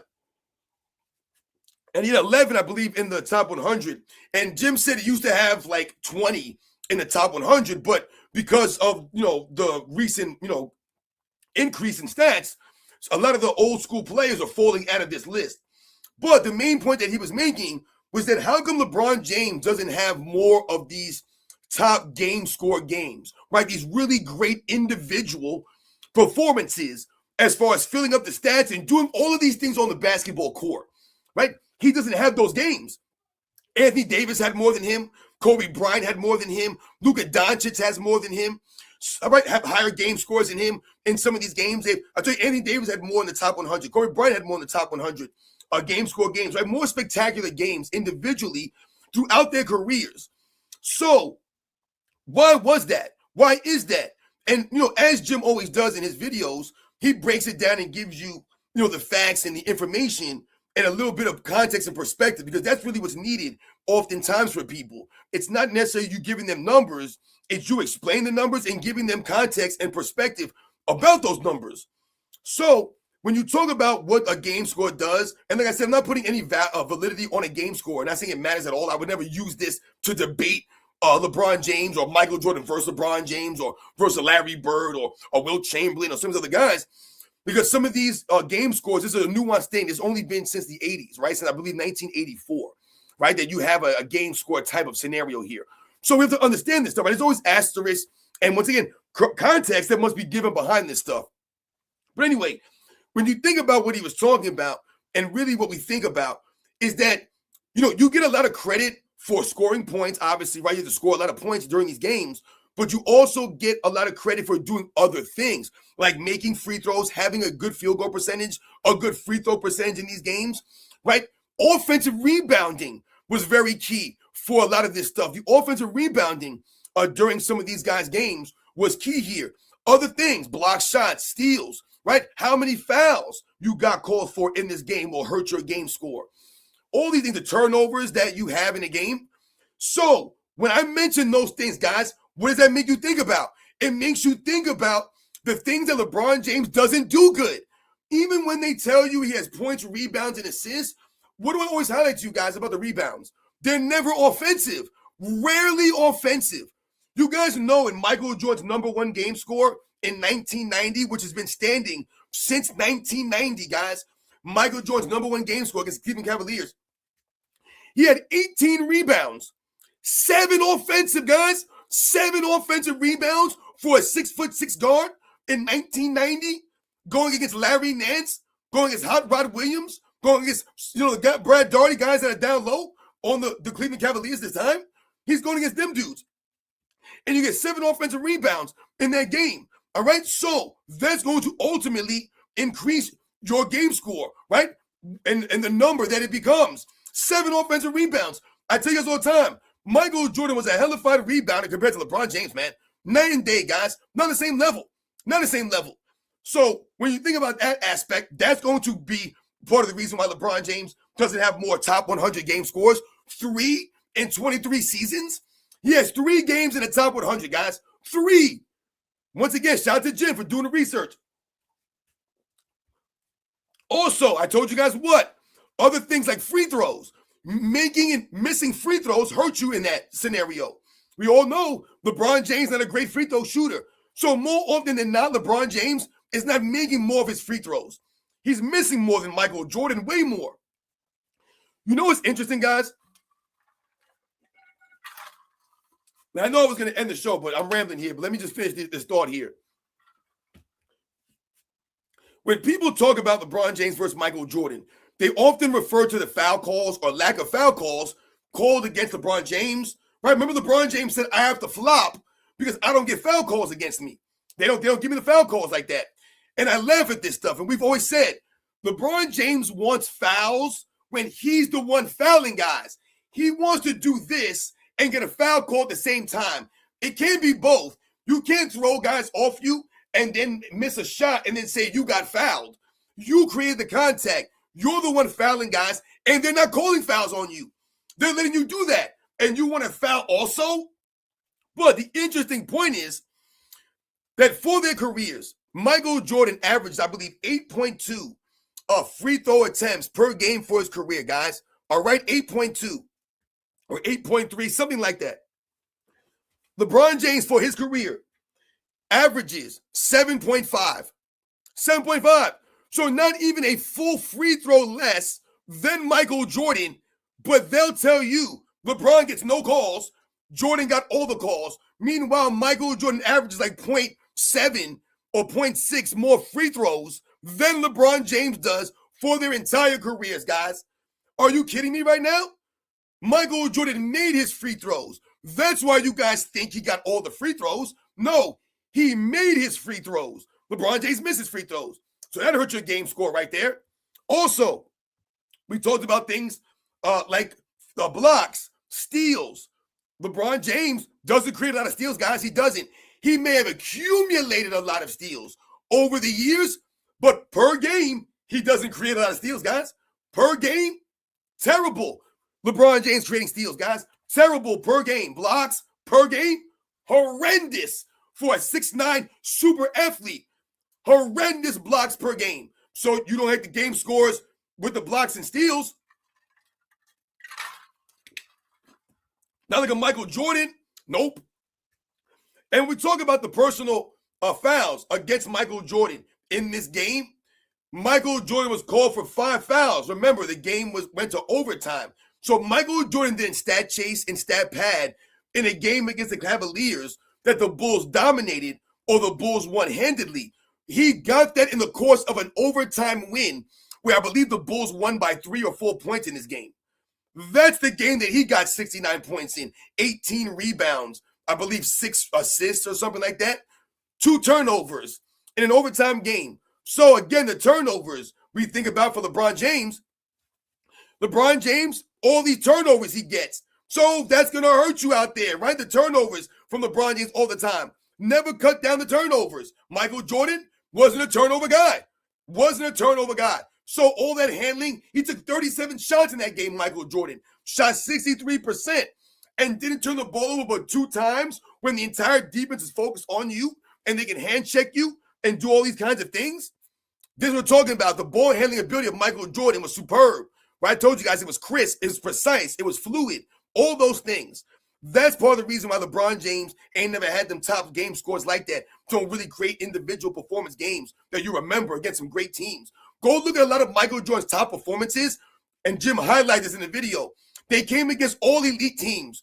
The 87 Pistons, the 89 Pistons, the 88 Pistons, the 87 Celtics, right? I mean, they came against some of the great teams. I told you, the Cavaliers in the late 80s, the New York Knicks. These are what some of his great games came against. Some of the elite defenses and some of the best teams. Not against the crap teams. Not against the bad teams in the league. He did it against some of the top opponents. That's what he did. So, once again, shout out to all you guys. Oh, man, I see some supers. Forgive me, guys, for not reading the guys' supers off. What do you think of the Pistons-Hornets fight? Oh, man, goodness gracious. Holy hell. Well, I told you, Jalen Duren had energy for the fight, but he had no energy for slam dunk contest. I mean, look. That dude, listen, see, this is the problem. These guys are at the point now, the game has got so soft for years now that they don't, like, when it gets physical, everything is a fight now. Back in the day, like the 80s or the 90s, why were guys fighting? Because you were tired of getting beat all game, every game by these guys, right? You get a rivalry game going every year. This guy's beating on you. You're playing against these guys every year. So it becomes a problem. You're like, damn, dude, I've had enough. You get fed up. These guys don't have that. They're just mad because a guy grabbed them. You know, it was a hard foul. Who cares? So what I saw was the one dude put his head in Duren's face. I don't know why he did that.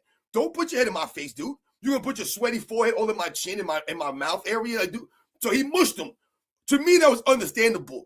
Get him out my face, dude. Now, I would have never let him get that close to me. Not saying I would have hooked off on him, but I would have put my hands out like, dude, back up, man. Don't get him here. He ran his head right into the dude's face. So, to me, after that, if you get caught with an uppercut, or like I said, you get mushed in the face, you're the idiot here. And then he came, started swinging, and, then it got really weird because, like I said, everyone's trying to hold people back, and then you had Isaiah Stewart coming out there like a goof, man. Like Isaiah Stewart sometimes, like, dude, come on, man. Like, if y'all are that tough, if y'all are really like that, and I'm not saying these dudes ain't like that. I'm not saying these dudes ain't fighters. I'm not saying these guys ain't come from some hard neighborhoods and they didn't have to defend themselves growing up. I'm not saying none of that. But if y'all really like that, why are you in the NBA? Why are you in the NBA? If you really one of them dudes, then you should be doing something like that. You go put yourself in a cage and go roll with some dudes like that. All right? Go do that. Go do some bare knuckle brawling. Go do something like that. You playing NBA, y'all basketball players. Y'all not scrappers. And y'all playing a soft league. So you guys are corny when you're trying to act tough. That's where a problem.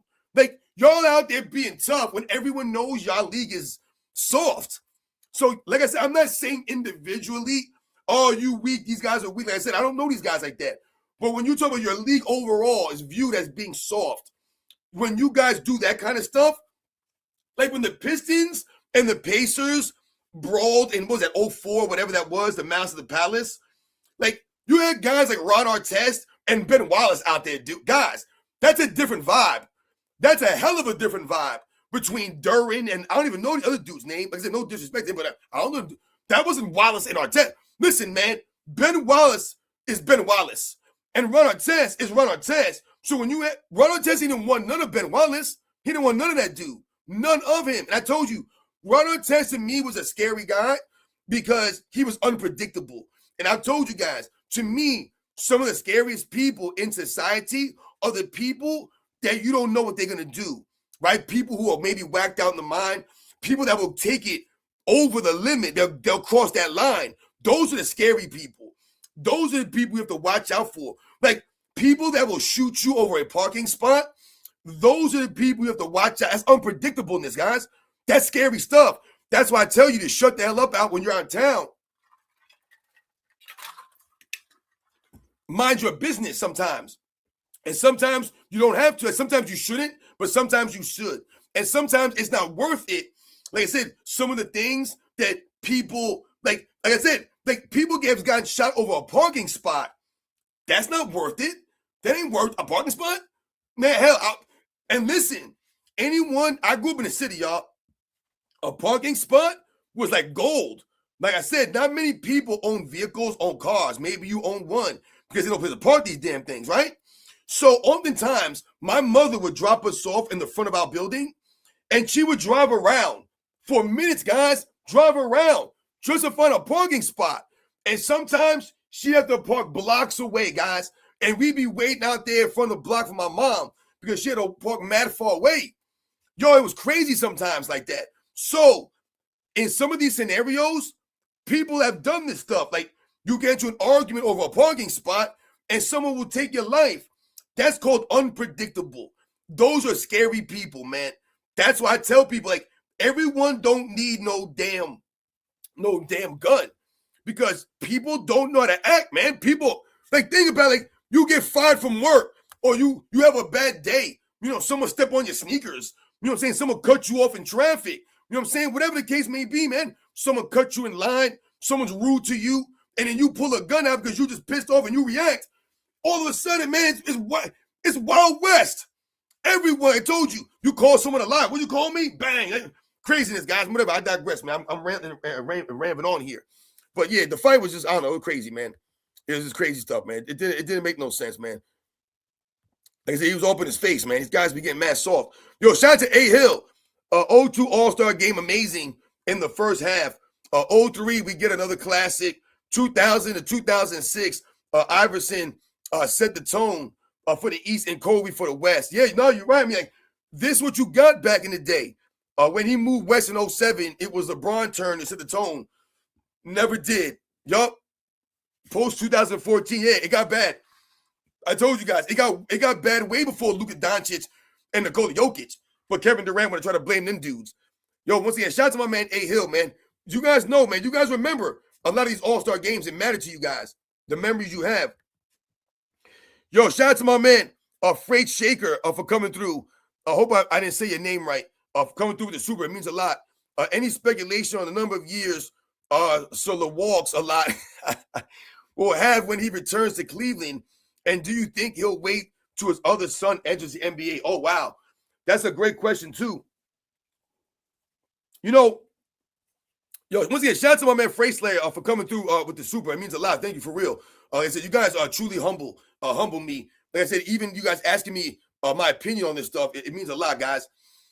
So, you know, with the LeBron James thing return to Cleveland, if he goes to Cleveland and Donovan Mitchell's there, James Harden is still there, and like I guess pretty much the entire roster, you know, guys like Jared Allen, some of the other guys they have on the team, if they're going to still have that team there and LeBron James goes there, I still do not believe they're going to be a formidable team. Because I'm of the belief that wherever LeBron James goes from this point on, I mean, for the last several years now, I've said this, and even for someone like James Harden, to me, how are you going to win with James Harden and LeBron James on the team? I don't think that's possible. I don't think that is. I do not believe that's possible one bit. So for me, I think that's going to be more of a circus. I think it's going to give us a lot more material if that happens next year, let's say. Now, if he's going to wait for his son to play, this is going to be interesting because I can definitely see him doing that. I could definitely see him waiting to play with his other son so that they can further along the narrative and celebrate LeBron James for playing, with both his kids. Oh, no one's ever done this. You can't stop LeBron James. Remember, everything points to LeBron James continuing to play. Really no end in sight here. And I told you guys, personally, yes, we're all done. We get it. We're all done with LeBron James. But I told you guys, to me, this is just, like I said, go ahead, LeBron. Keep it going, man. Keep it going, dude. Like I told you, think about it. If he would have stopped playing years ago, we would have never had moments like keep that same energy. We would have never had moments like activate playoff mode, right? We would have never had the peekaboo meme. We wouldn't have these moments, right? We wouldn't have LeBron James, right, in China over the summer, right, breaking up all those shots. We would have none of those moments, guys, if LeBron James retired years ago. So we get all these moments now because LeBron James continues to play, right? We get LeBron James still hitting the side of backboard at the end of games. We get AOA still putting out video footage. Hey, you still get LeBron James doing this stuff. So if LeBron James is going to play on Cleveland for maybe another 3 years, let's say, or maybe he wants to play till his 25th season, maybe 25 years, right? No one's going to do 25 seasons. He'll rack up so many stats, right? I believe he's trying to be number 2 all-time in assists. I believe that's his next milestone in his mind. The championships, MVPs, playing defense, winning games, honoring the game, playing with a love, taking a pay cut, all that stuff is secondary. If he can get to number 2 on the assist list, I believe that's where his mind is, and that's what he's chasing. I think once he gets there, I think he might be good. But yeah, maybe a couple more years, LeBron James. But it's great for us, guys. It's good stuff. You guys know the deal, man. These are the facts out here. I told you, we get all these moments because LeBron James continues to play. So once again, shout out to my man Bookmark. Like I said, shout out to you guys. That's right. My player of intensity level has been activated. Remember when Larry Bird did that? Remember when Larry Bird said in 86, he was like, yo, Michael Jordan just dropped 63 points. I forgot to activate playoff mode. That's what happened. Larry Bird forgot to activate playoff mode. He was going through those first couple of games, and he was like, yo, hold on here. I got to activate the playoff mode. He's like, Michael Jordan apparently activated his playoff mode, and I forgot to activate my playoff mode, and Larry Bird had to activate playoff mode. I remember Kareem Abdul-Jabbar activating playoff mode back in the day. I remember a lot of those guys, saying, you know what? It's time. You remember Hakeem Olajuwon in 94 when he went on that run, and he said before the playoffs started, he was like, yo, they better look out. I'm activating playoff mode. Remember when Hakeem said that? I'm activating playoff mode. I don't remember Hakeem Olajuwon saying that. I just remember the dude he was just on a roll. He was rolling. I told you, they just raised their level of play because it was the freaking playoffs, right? That's what you had to match the intensity level that raised. You didn't say, okay, hold on, man. Hold up. I forgot to activate this. Let me go activate it over here real quick. So we get all these moments, from back in the day. Like I said, you don't never hear these kinds of things. Like I said, they didn't celebrate their numbers. Like I told you, I was impressed with Karl Malone finding out that he was the oldest player with a triple-double. Did you know that? I didn't know that. So I gained more of an appreciation for Karl Malone, not LeBron James, when I found out he was the guy with the oldest triple-double in NBA's history. So shout out to Karl Malone. Like I said, to me, that was more impressive. That was great to know. But we didn't care about that stuff. Not saying it didn't matter, but it didn't matter the way they make it seem now. Now they want you to believe that makes Karl Malone the greatest power forward of all time now. Hell, yeah, the oldest triple-double. So he's definitely greater than Tim Duncan. He's greater than Charles Barkley. He's greater than everybody. Everyone in the power forward position is Karl Malone because he was a triple-double at 40. And I told you, Karl Malone's triple-double, shout out to AOH, who put the entire video, the game of Karl Malone's triple-double at 40 years old, I believe, on his members section. And I was watching that earlier. I didn't finish the whole thing. I was watching it earlier today. But Karl Malone had his triple-double against the number 1 defense Spurs, who were the defending champions. All right? Going against Tim Duncan, guys. All right? He didn't do it against the 19 wins Mavericks with nobody there. All right? He did it against Tim Duncan. That was his direct matchup. Tim Duncan versus Karl Malone. That's what happened, guys. So once again, and he didn't play the fourth quarter. Sat the entire fourth quarter, Karl Malone, because he was 40 years old. So on that note, we're going to end the live show. Once again, shout out to all you guys, man. It means a lot. A lot of you guys came through with the supers, man. Like I said, it means a lot, guys, for real.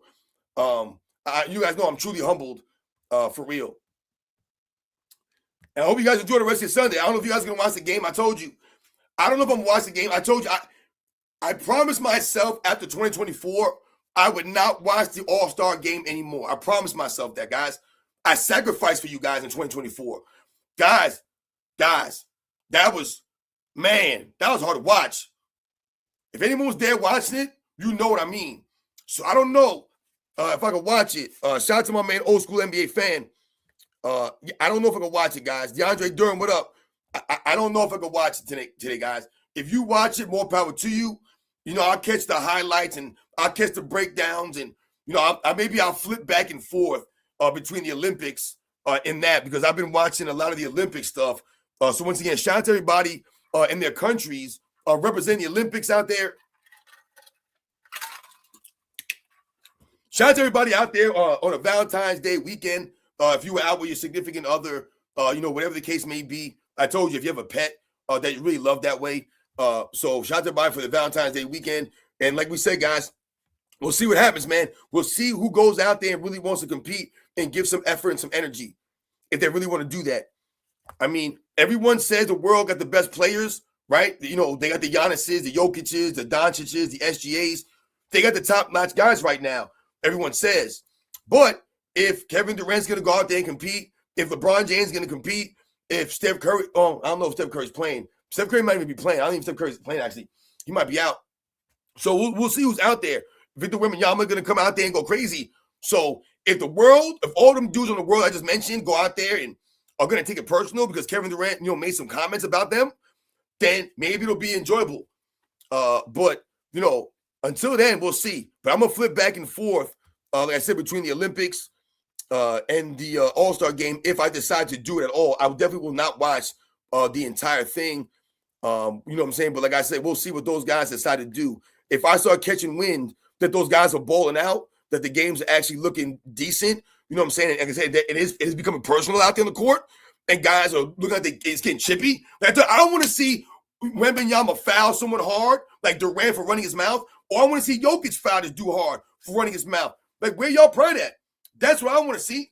Go ahead, Jokic. Foul that dude hard, man. Go after that dude. I want to see Luka Doncic go after Kevin Durant. Go after him. Attack him. That's what I want to see. A lot of those things, man. But we'll see. But shout out to all you guys. Everybody's countries are representing out there in the Olympics. The Olympics, I can say that I'm more into the Summer Olympics than the Winter Olympics. But the Winter Olympics does have some interesting things and some stuff that I've watched. So shout out to all the countries out there competing and all you guys out there, man. Like I said, hope you guys enjoy the rest of your Sunday. You guys know the deal, man. You guys know the deal. I'll catch you guys on the next one.